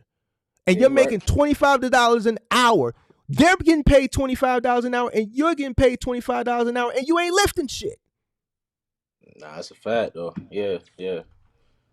Look, man, my bad to anybody in the chat if I'm coming off crazy. It ain't cockiness, man. It's just It's just I'm just driven You like that. I'm sorry. It's just no, that's no, me. I no, know I'm a different breed. I'm a different breed when it comes to this shit. So it's just different. I get up no, every no, no, day no, at no. 3 o'clock in the morning. Like That it's that don't different, mean bro. shit. I'm That's what you're sorry. supposed to do. But what I'm telling you is you I'm ain't in that. You don't deserve that cockiness shit. That's gonna because if I didn't just check you right now, you missing out on money because you that means you'll be willing to turn $50 an hour away. You'll be willing to turn Nah, it away. hell nah. All right, Mark, you Yeah, you tripping. would because Mark, you because Mark. just basically just based off how you just responded, man, there ain't no money. What? Nah, so let me tell you what. Let me tell you what I was doing, which I got to correct. Is I wasn't turning down no damn moves, but I think you already had got me for that during the testimonial. That there was times where I would even go to the contract because I had moves and I wanted to be on that damn truck. So I had to stop doing that. You know what I'm saying? Eventually, I had to stop doing that. You know what I mean? So I would turn down the contract before I turned down a move. But then I still was still losing money on the contract. You know what I mean? So I had to stop doing all that because I can't be everywhere at one time. And I realized that anyway. So, but nah, you right. You right. You right, man. You definitely Man, right. You right, man. You right. You right. you You right. tweaking, bro. I ain't You tweaking, man. How am I yeah, tweaking? I'm doing what I'm supposed to do. Like, what do you mean? How am I tweaking? you not the same I'm Zoe. not. You not the I'm not same getting. Zoe that I met What last you year, Zoe. talk? You How? not, bro. You How? not, man. I'm This not. this Bro. this I'm no. cocky attitude, like It's you not just told cocky. me, Zoe, How is that $50. cocky? I want Think more. about I it. want more for myself. $50 an hour ain't shit. I want more than that. What you mean? How is that You cocky? Because I want you're missing the point. You're missing the point. You're not nah, listening. but hold on. You're missing the But point. hold on, Mark. You Go said ahead. that's Go ahead. cocky because I said $50 an hour ain't shit. But that's not cocky. I just know I'm worth more than that. To me, it ain't shit. I want more than that. I want it all. To me, You are worth more. You're making $100 an hour. You still have the expenses, Zoe. but I want more though. You're I missing the want more. point. You're missing the point. No, I Fifty get your dollars, point though. I fifty get your dollars point. an hour compounded times however many trucks you have. You're Yeah, missing the point. You don't miss enough. $50 an hour. yeah. What are you talking about? It's people out here that's working that don't even make $50 an hour and they're doing the actual work. You're somewhere else making money and you got a truck making money. $50 an hour. You're making off labor plus truck fee. And what are you talking about? That ain't shit. If that's making it, now you take that, you duplicate that to another truck. Now that's $100 an hour. Well, that's what I meant. That's what. Damn, So what bro. do you mean Like, $50? But see, you're man, that ain't shit. What do you mean it's not shit? That's great. That's great. listen. It is great, but I want more. You know what I'm saying? That's it. It's not All right, cockiness. I just well, want you more for go. myself. All right, go get more. You missing the point, bro. I'm You not missing missing the the point. point, Mars. Why you get Yeah, you are. aggravated? Yeah. You get You you aggravated. you you you you you you you'll be back here in 4 months asking What you for mean? I'll be some. back here in 4 Yeah, months. I with that want. attitude, yeah, you're gonna be back here in 3-4 months saying, man, Mark, man, can we talk? Nah, you got me Can we bent talk? now. Nah, No I ain't got you sir, bent. I ain't got you no bent sir, because no sir, no sir. I listen. How are we back here in 4 months? How you say that? You're not the same person I met a year ago.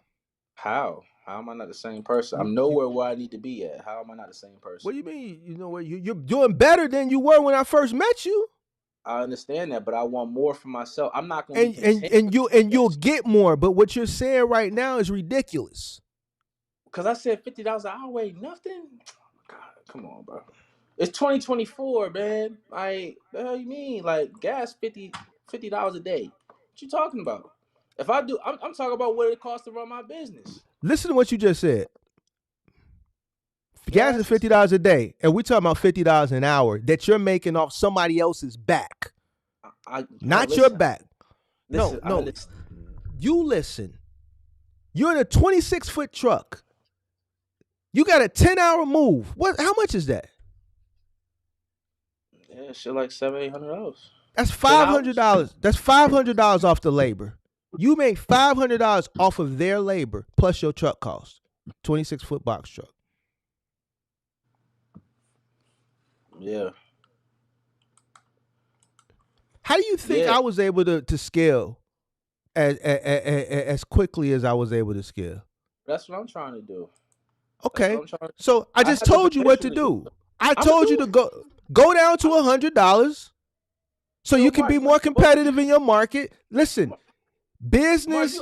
hold on, Mark. Hold on. Go You ahead. act like, Go you act ahead. like I'm You not got gonna the do what you answers. said. You No, got no, all the answers today. no. I don't know. Yo, You Mark got is the answers. tripping. You tell me. Mark, you tweaking right now, dog. I'm not tweaking. You I never just told me something that upset me. Right. I said that because I just want more for myself. That's it. It's just more of a. It's more. I'm just harder on myself in that matter. It has nothing against nobody else, bro. It's just me personally.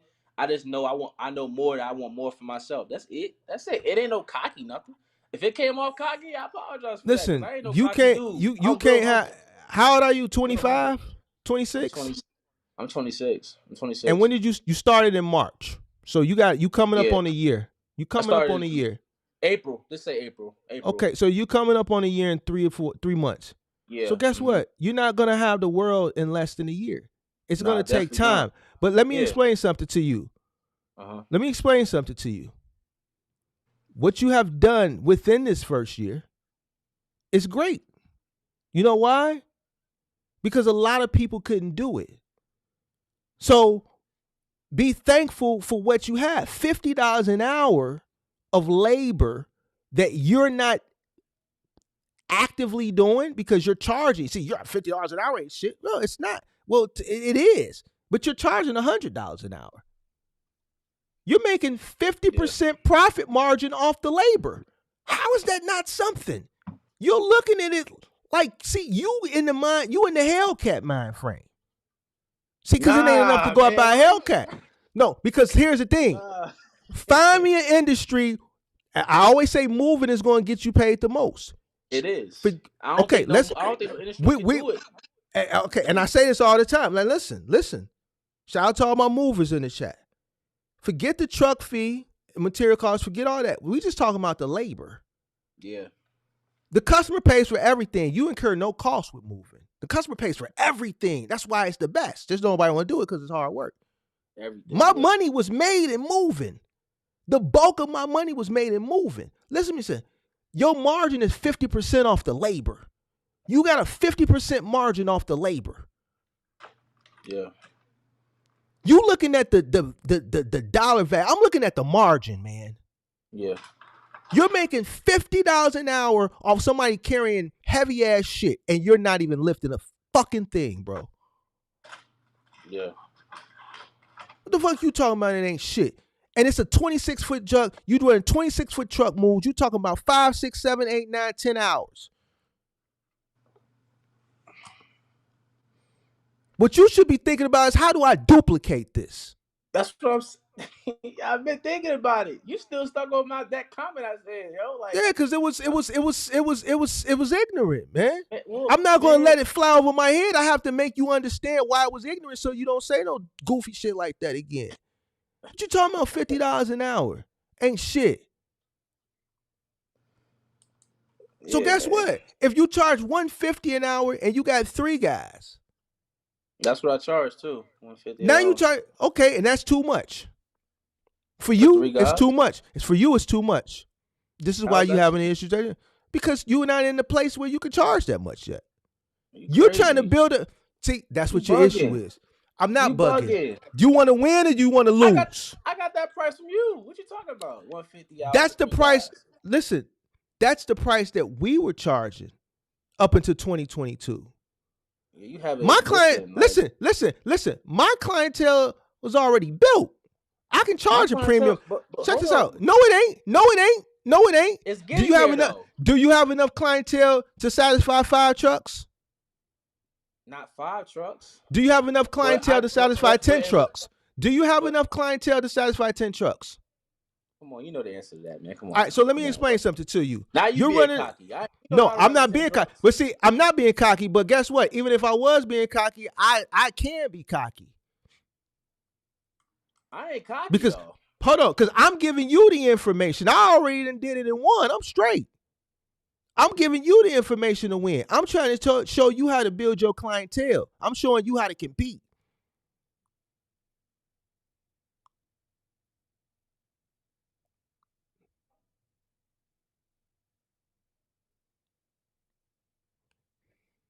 You froze up, man. You froze. You're gonna have to call back. Man, these youngins, man. These youngins, man. Wow. Oh.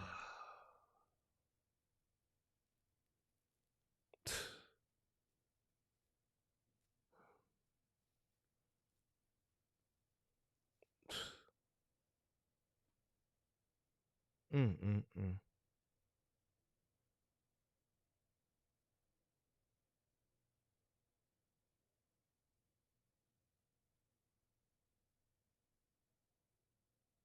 Mm, mm, mm.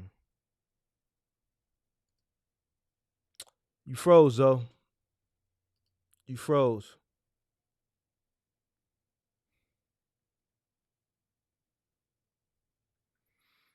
Hmm. Mm, mm, mm.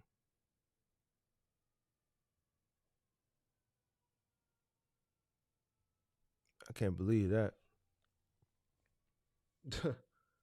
I can't believe that. Oh my God, man.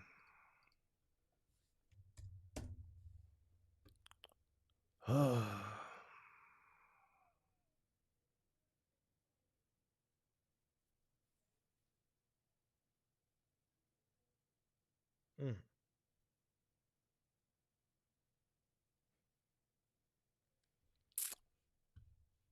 Ah.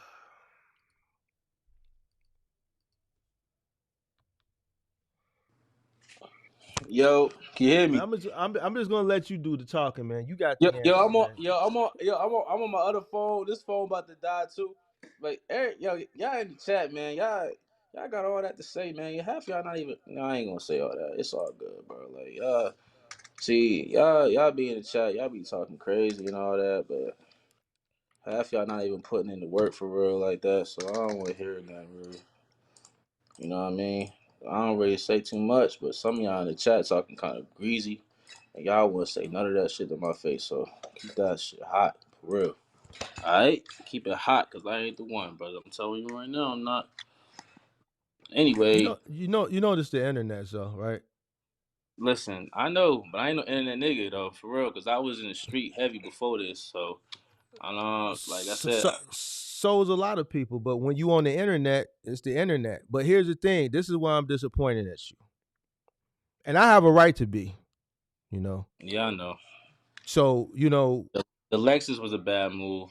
That I'm not definitely. talking about the Lexus no more. We off of that. The That's old news. $50 comment, You man. don't you don't understand the concept of money yet,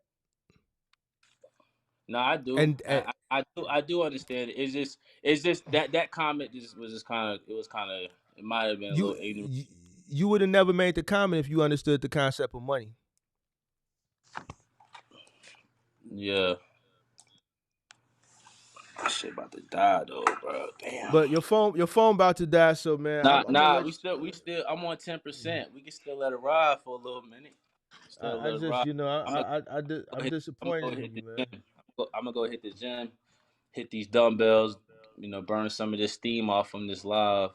I'm getting chewed out again, but it's like. Well, what I mean, shit. I mean, what? I'm giving you all this shit to be successful. You I you know. you I'm a, you I'm a you fo- take the listen. information, you follow it, you win, and then you do some shit that I talk against, I know. So and look, then from you. this point on, I'm a just follow all the shit. I ain't gonna make no more bad decisions. I'm just consult with the people, especially when I have people around me that I can consult with. Like certain things, just nonsense. I'm really holding my own self up, doing a little shit like that. So I understand that. But I'm gonna definitely go down on the price because I thought about that a few weeks ago to go down on it to be competitive in the market.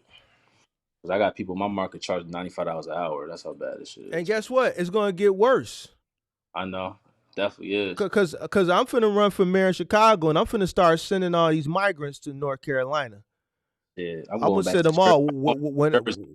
I'm going back to Well, Jersey. they in Jersey too. They in Jersey too.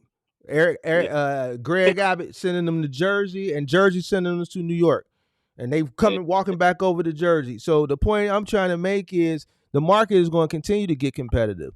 You're not in a space where you can really charge a premium yet because you don't have the rapport, you don't have the years, you don't have the network yet where you have a premium customer. You're competing for a customer.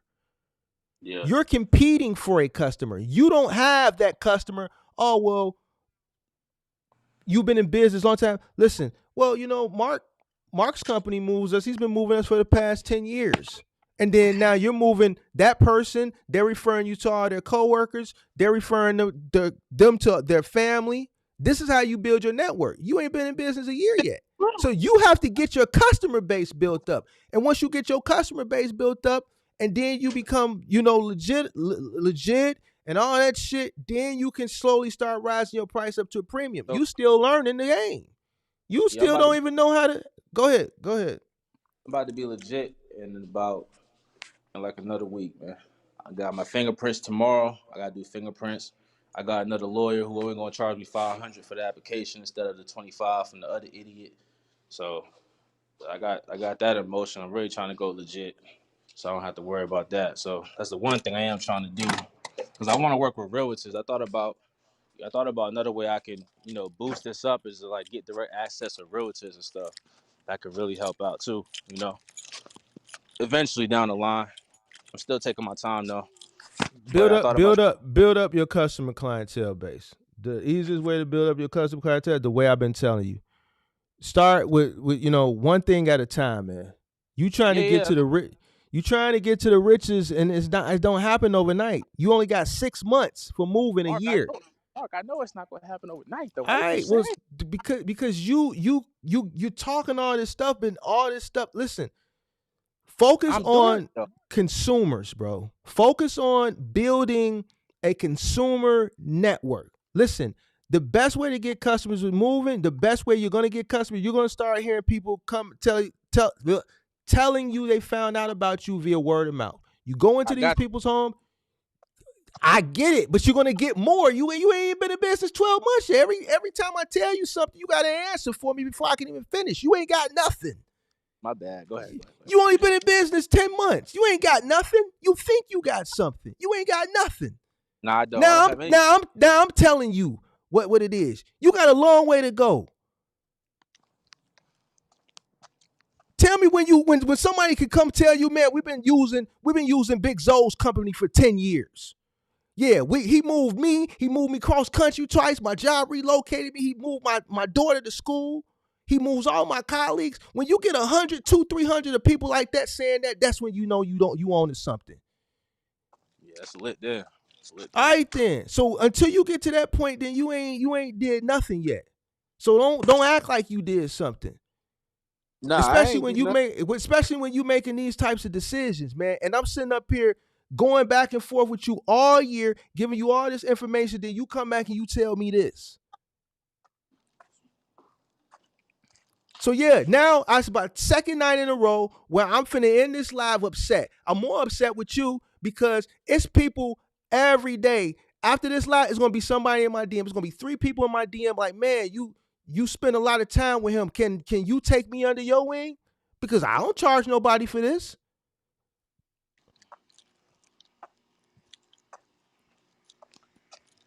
Yeah. You tap in with me. I've given you every single thing to be successful. And I'm constantly giving it to you.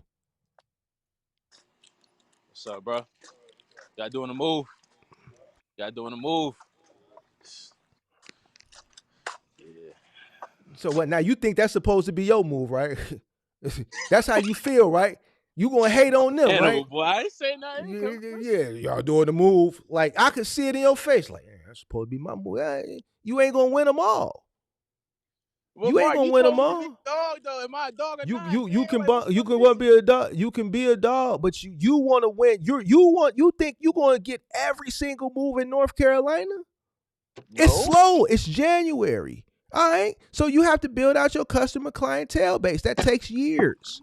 It doesn't happen overnight. It takes years. I'm about to start this truck up, man, for you, man, because you, All right, man. Don't start it up for me. And then two, you working with limited resources. You ain't I spending really am. thousands of dollars in marketing dollars. Heck no. So how can you have this mind frame of all of it's supposed to be mine? You ain't spending no marketing dollars. Come on, man. Stop it. Can you hear me? Yeah. You tweaking. Can you hear me?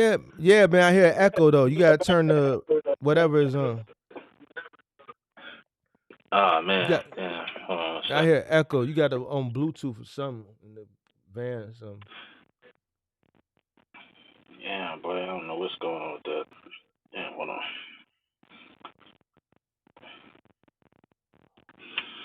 But yeah, bro. This, but yeah. Hold on. Can you hear me? I hear you. Yeah, I definitely felt like that was my mood just now. But I don't know. I don't know. I just, How you was know, it what's your so move? crazy. Oh, hold on. You know what's so crazy? They doing it in the van too, bro. And they ain't rap nothing, bro. But hey, man, that's So you upset about it? What that got to do with no, you? no, no. No, I'm not upset about it. It's just like, okay, I got to go harder because if they, I gotta go harder. That's it. I Yeah, should be out working right now, but I'm in here, I'm getting chewed out and all that. I should be working. I should be getting to the bag right now. So You here's know the what I thing: mean? that 768 that you spending on that car, half of that could That be shit. going into your advertising. See, you had to decrease But your advertising because you invested in something else that's not making you now you no know what? money. It's depreciating.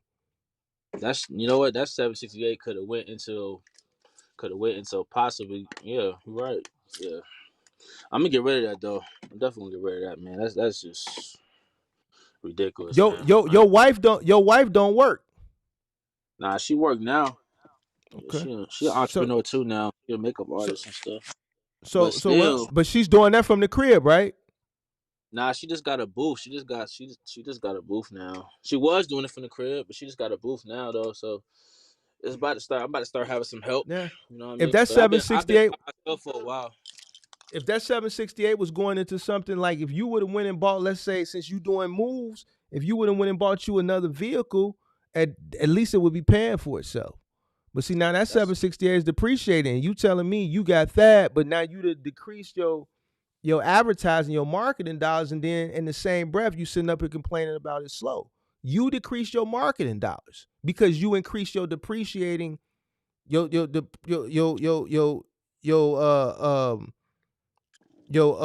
living expenses went up. So yeah, your living expenses went up. So you decreased uh uh uh money that you will be funneling into something that would be bringing you more money. yeah. hmm And then you sitting up here complaining to me about it's slow. I ain't complaining, see, bro. You Like, walking past people mean mugging them like you want to take their job from them. That's their job. Let them Mark, eat. man, don't do that because you be a man. Want to talk about I taking food off your plates, bro? You I but you don't. take you I don't got but that you from don't you, you bro. don't take the but you don't take the food off people's plate while they make while they eating at the you supposed to I've take done that it plate before. before they I've done get that to them. before. I've done it before. They shouldn't have got the job. Maybe that could be a repeat customer. That could be a customer that they've already moved. You don't know. The Hey, point that I'm trying to say is your brand ain't out there. You need to brand yourself. You need to market yourself. It's just like this YouTube shit. You got to get in the algorithm. I've showed my thumbtack profile plenty of times. My shit has always been set to unlimited. Unlimited. Send them all. I've showed plenty of times on YouTube the amount of money that we would spend on a daily on thumbtack because it was no budget. It's set to unlimited. You know why? Because that is what's going to bring in money. $60? $60 ain't gonna get you shit.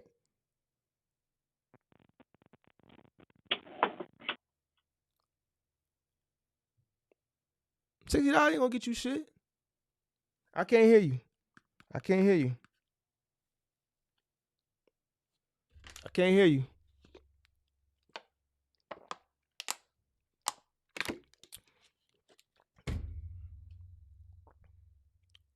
Yo, my junk keep dying. Everything is dying right now. So it's probably Man, time for go me to ahead, go on the go break. go ahead and handle your business, bro.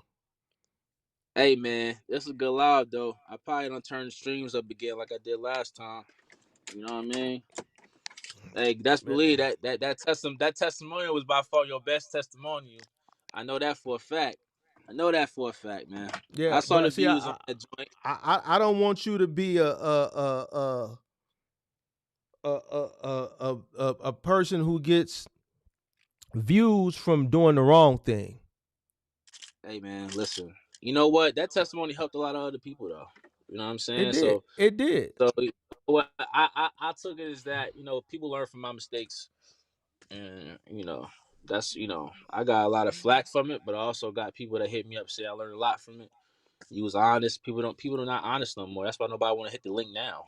But they want to talk in the chat, but they don't want to hit the link. Probably making the They same don't. mistakes I make, but they want to talk Probably so. crazy in this chat, but they don't want to hit the link though. You know what I'm saying? Because they too You worry about scared. people in the chat. So here's the thing: a lot of the people in the chat, they could get a free coaching call, but they don't want to hit the link because they ashamed Because they not because they honest. know. They not. Yeah, But they here's the thing: ashamed. They the best way to change be things around ashamed. is to get Don't be ashamed. to get the constructive But don't be criticism. ashamed. Just take the heat, and you know what I mean. You learn from this Mm, stuff. That's it. That's it. that's You got to it. open up your mouth and speak. That's all. It really is. I'm not afraid to open up my mouth and speak about stuff. That's what it is. You get far by So doing that. You don't get far so by being shameful and scared and shit. That ain't gonna work. so So account that's how I feel about it. So because they was talking account. crazy in the chat last time when I was on the testimony, but I couldn't see it. You know what I mean? But Well, I'm not mad about it. I'm just saying, if you gonna talk, at least get on the link. Damn, like, sheesh. You know what I mean? you can't worry about the But I'm not people in worried. the I'm chat not worried about it. I'm just saying, bro. because the value you receiving the value. A lot of people in the chat not moving. They not doing final mile and moving. Moving is a different animal. It takes a different beast to move people. But what I'm telling you is if you shape up and do the shit correctly, you'll be making 3, 4, 5, 6, $7,000 a day, whatever you want to make. What it takes a lot of people to make in a week, you'll be making that in a day. So, so first thing what you say? First thing I need to do is lower my prices, right? You need to lower your prices. $100 an hour. Here's why you need to lower your prices, Big Zo. I'm gonna keep it funky with you. One, you're not a premium. You can't charge premium rates. You're in a U-Haul truck.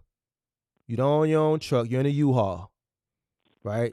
Then the other thing, you're in a van, so you can't charge a premium rate just based off that alone. You're not a premium mover. You're still learning, right? You don't have a premium clientele. See, when you can charge a premium rate is when you're turning people away. You're thirsty for moves. So how can you charge a premium rate? You ain't premium status when you start telling people no. Nah, we're booked. You ain't got that type of clientele. So no, you competing. So you need to lower your rates. So what about what about 3 men? What I need to charge for that? You need to charge customers $50. You charging what, $150 now? Yeah, for 3 guys, cause they experienced though. They real experienced guys though. They not like. I haven't had one bad review yet. I've had all 5 stars.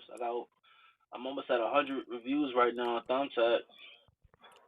I've had a lot of good reports, but I You mean, can leave your 3 men at $150 an hour for now. okay. But 2 men, 100 though. 2 men at 100. 2 men at 100. You need to try to and you build. You still, need to you need to try to book more of those 2-man moves, if anything. You need to focus on a lot of small jobs. You got those colleges out there. What's that? Winston Salem, whatever them colleges is called, Raleigh, and all that shit. You but need to. you know what's so crazy? You know what's so crazy about that? I was looking into what you said before, and in my market, these colleges have a lot of like their own little things they got going on in their campuses. And there's this movie company called College. College Um, hunks. College hunks. they killing the market. They just Well, they you gotta everywhere. understand Like that's a franchise company. They like 2 men in a yeah, truck. So they yeah, got hundreds of thousands of millions of dollars in marketing dollars.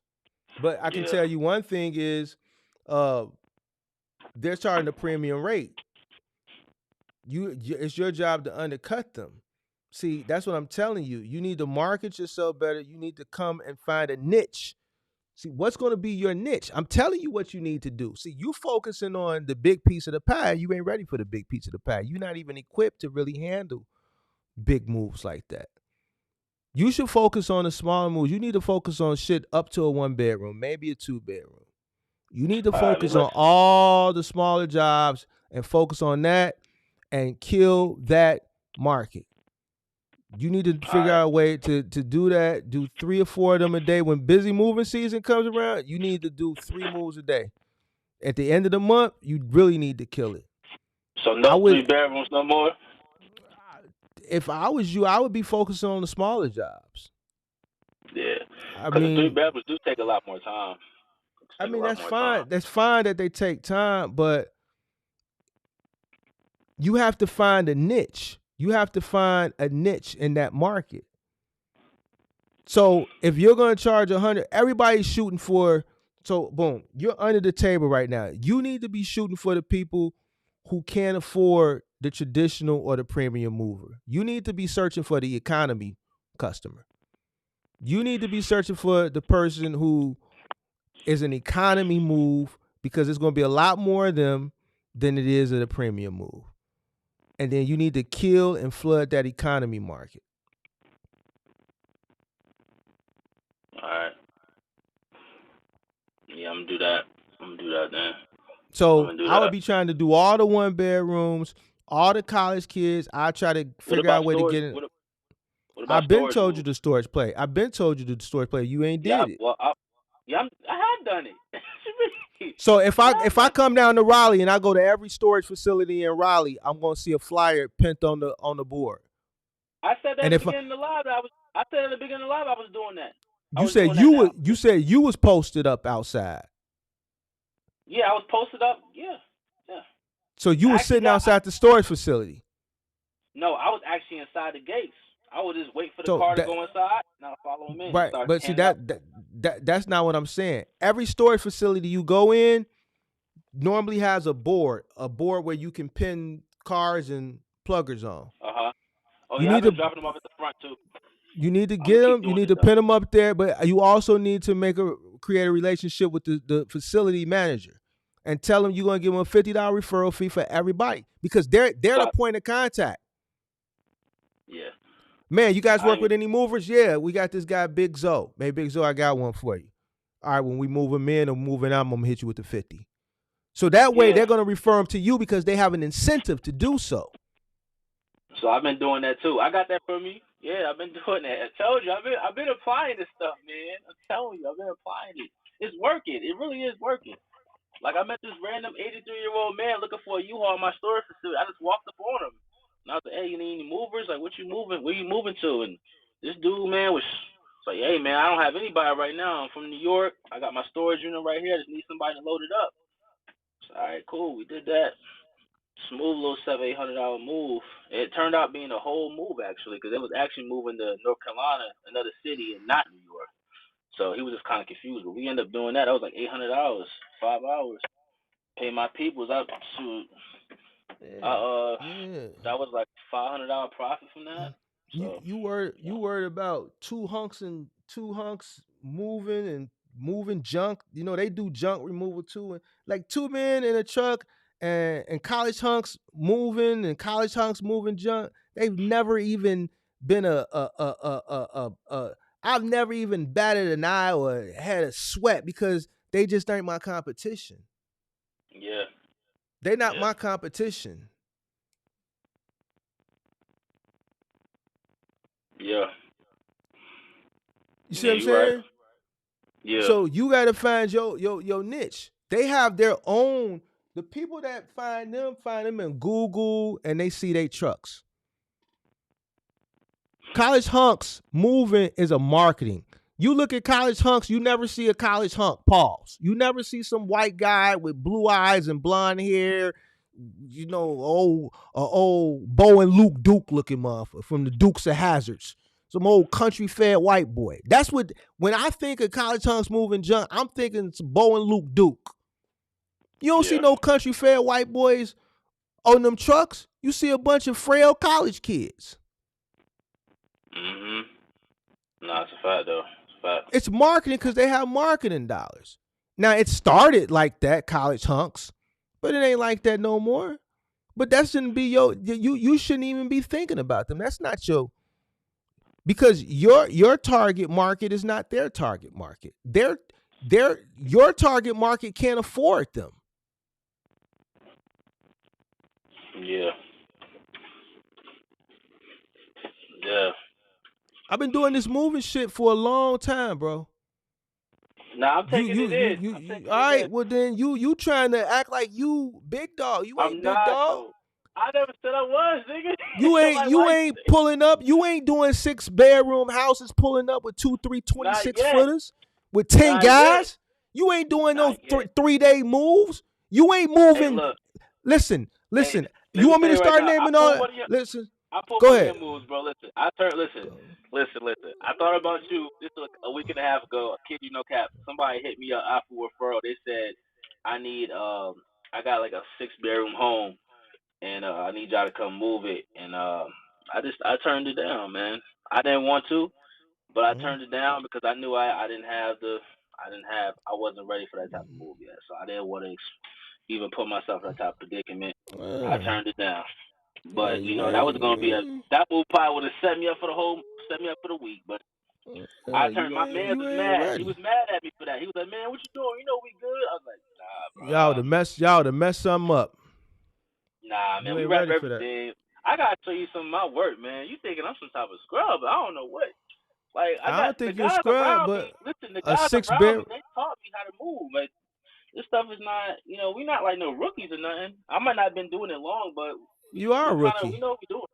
You a I rookie. mean, but we know how to protect the furniture. We know how to actual move, pack a truck, all that Listen, stuff. Like me, it takes longer you know than what I mean? 10 months to really efficiently and effectively fully learn how to move. It took me years. I didn't learn Yeah, everything in the first year. You know why? You know why I didn't learn everything in the first year? it's Because always something different. I didn't meet every obstacle in the first year. Yeah, yeah, that's a fact. You That's didn't a meet every fact. obstacle in the first year. You still meeting Shit, I had different to do a move. obstacles 5, 6, 7, 8 years down the line. Nah, that's a fact. When I had to do How that you move have by myself the one time, that was crazy. how I'll how never you, do that again.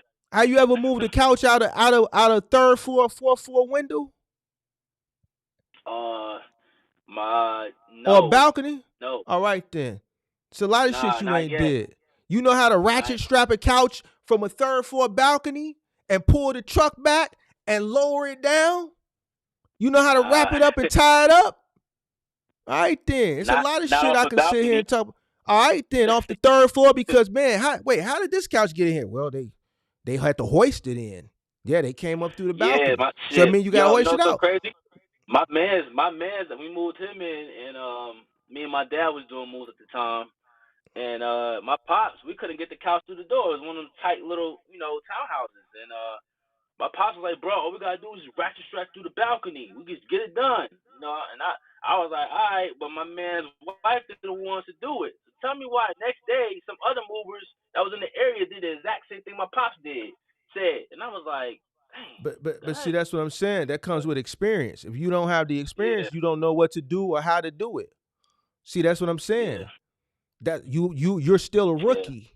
See, you wanna this whole live stream, you've been putting yourself on this pedestal that you're not qualified. You talking, You got seasoned movers in the chat. You talking to a seasoned mover.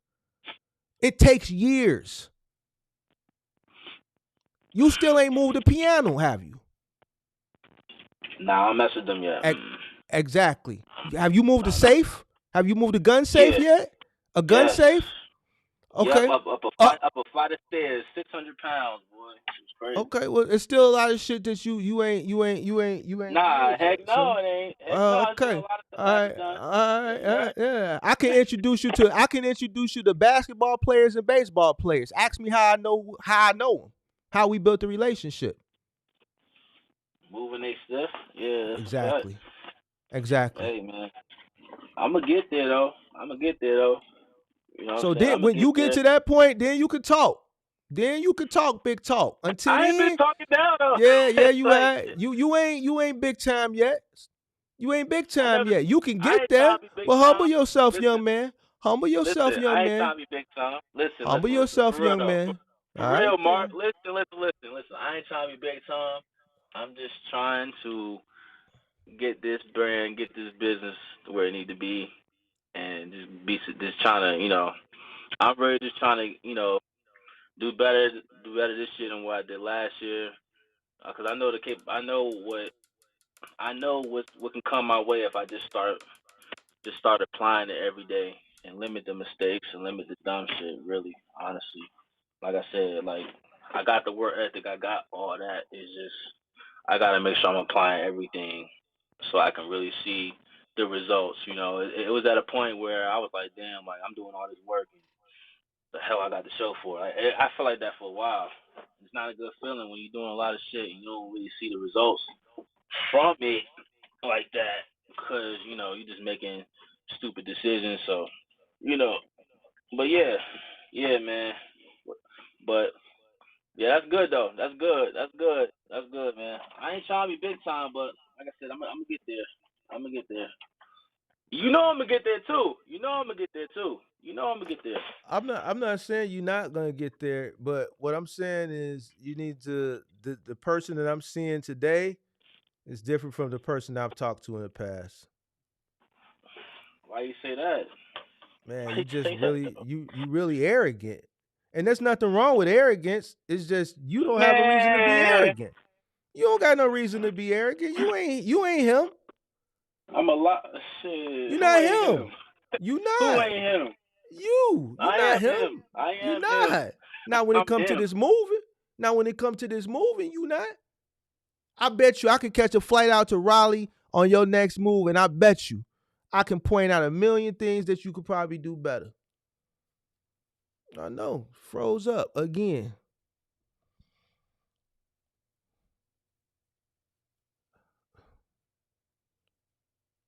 All right, man.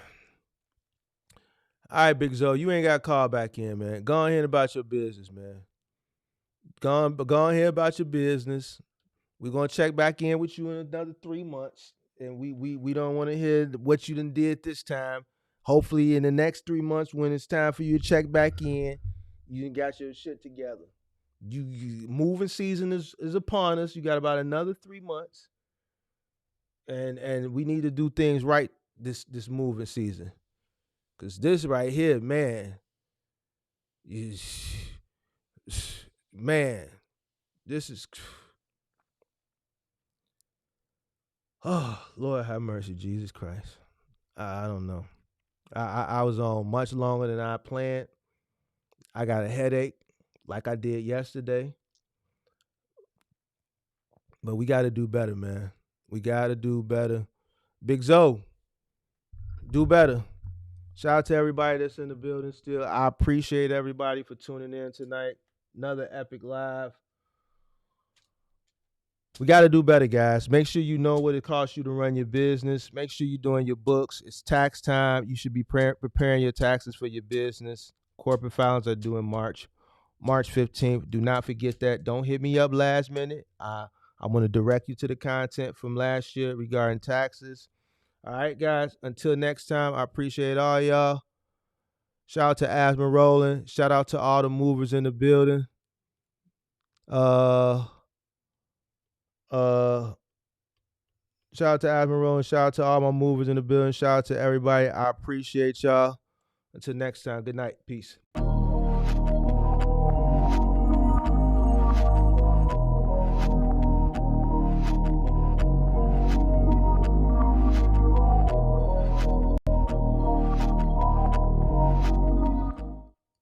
Big Zo done called back. What's up, man? I'm trying to get out of here, bro. Hey, I know you never. What you mean you get out of here? You don't got nothing to do in the morning. What you mean? Man, but I want to lay down, man. I want to take my shower, man. I bought me a Old ass nigga, sweet potato pie. I want to give me a little sweet potato. Nigga, I'm run circles around you. Let me come out to Sweet potato Raleigh. I pie. guarantee you. Yeah, that's my little treat. You know, I give me a little treat, a little cheat. I'm gonna come. Listen, I'm gonna come to Chicago. I'm really gonna come to Chicago, man. Come, For real, I gotta come to come, Chicago, man. I come. gotta come. I The gotta come to red. Chicago, man. I really got. It'll be Come. sometime this year. I gotta come to Chicago, bro. I got All family out right. there anyway. I gotta come to Chicago, man. I What you wanna gotta do see. in I wanna Chicago? see all this stuff you talk about, Oh, what huh? stuff? What you want to see? I want. I just want to see. I just want to I want to chop it up with you in person. No cap. I want to see it. I want to see all Oh, this stuff. I want to see the fruit. I want to see the fruit from all this labor. You know what I'm saying? That's what I want to see. okay. Honestly, Well, I don't you ain't really the got first. nobody. I don't got nobody around me. I don't really got nobody in my family that's really successful like that. Besides my sister, but she kind of you think I'm arrogant? She another one. She a real estate tycoon. You can't really tell her anything, bro. Like, but Well, you got a you long know, way to go though. So you gotta be yeah. patient. She Keep told it me, working. look, she told me at my dinner. She told me, and the last thing I'm gonna say before I get out, I was telling her about some things, and she told me she was like, bro, you an idiot, and I'm like, damn, like, you know what I'm saying? She was like, you keep doing dumb shit, you ain't never gonna make it. You know what I'm saying? She's like, you need to tighten up. But she just one of them realist. She a realist. She just tell you like it is, and you know. So I told her about the car, and she was like, "Yeah, that was a dumbass decision." You know what I'm saying? You know what I'm saying? So she run the ones that really be holding me accountable. That's really the only one I really got, really though. Honestly, you know.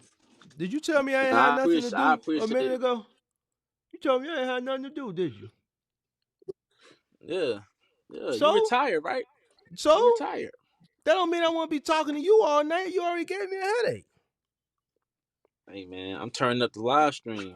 That's what I'm doing. man. Listen, Every listen. time Zoe get on the live, boy, them strings get up. I I've been know. live for 3 hours and 32 minutes, bro. I'm finna go watch. Nah, I'm gonna let you. I'm about to let you slide. I'm about to let you go, man. I'm about to go. I'm about to get in the house anyway, man. I'm gonna get in the house anyway.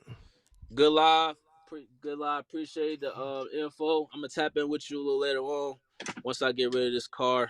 I'm gonna tell you the little status on that soon though. But that's the first thing I'm gonna do is get rid of the car though. That's a fact. Get rid of that. And I'm gonna lower my Tap, prices like you said. yeah, Start lower your indicating that. prices. Lower your Yeah, I'm gonna prices and start. I'm gonna start low. Go ahead. tap back in with us in 60 days. March 1st, we want to hear something from you beginning of March. Say no more. This go ahead and just do the testimony again. Be real, honestly. No, I don't think you're ready for the Nah, testimony nah. yet. I don't think you're ready. Not Mm. yet. Maybe at the end of next moving season. Yeah, that's better. That's better. That's better. Yeah, that's better. All right, then, bro. I'm gonna let you slide though, man. Let me go in the house, man. Let me go in the house, man. All right. Let me go in the Peace. house. All right, man. All right. Peace.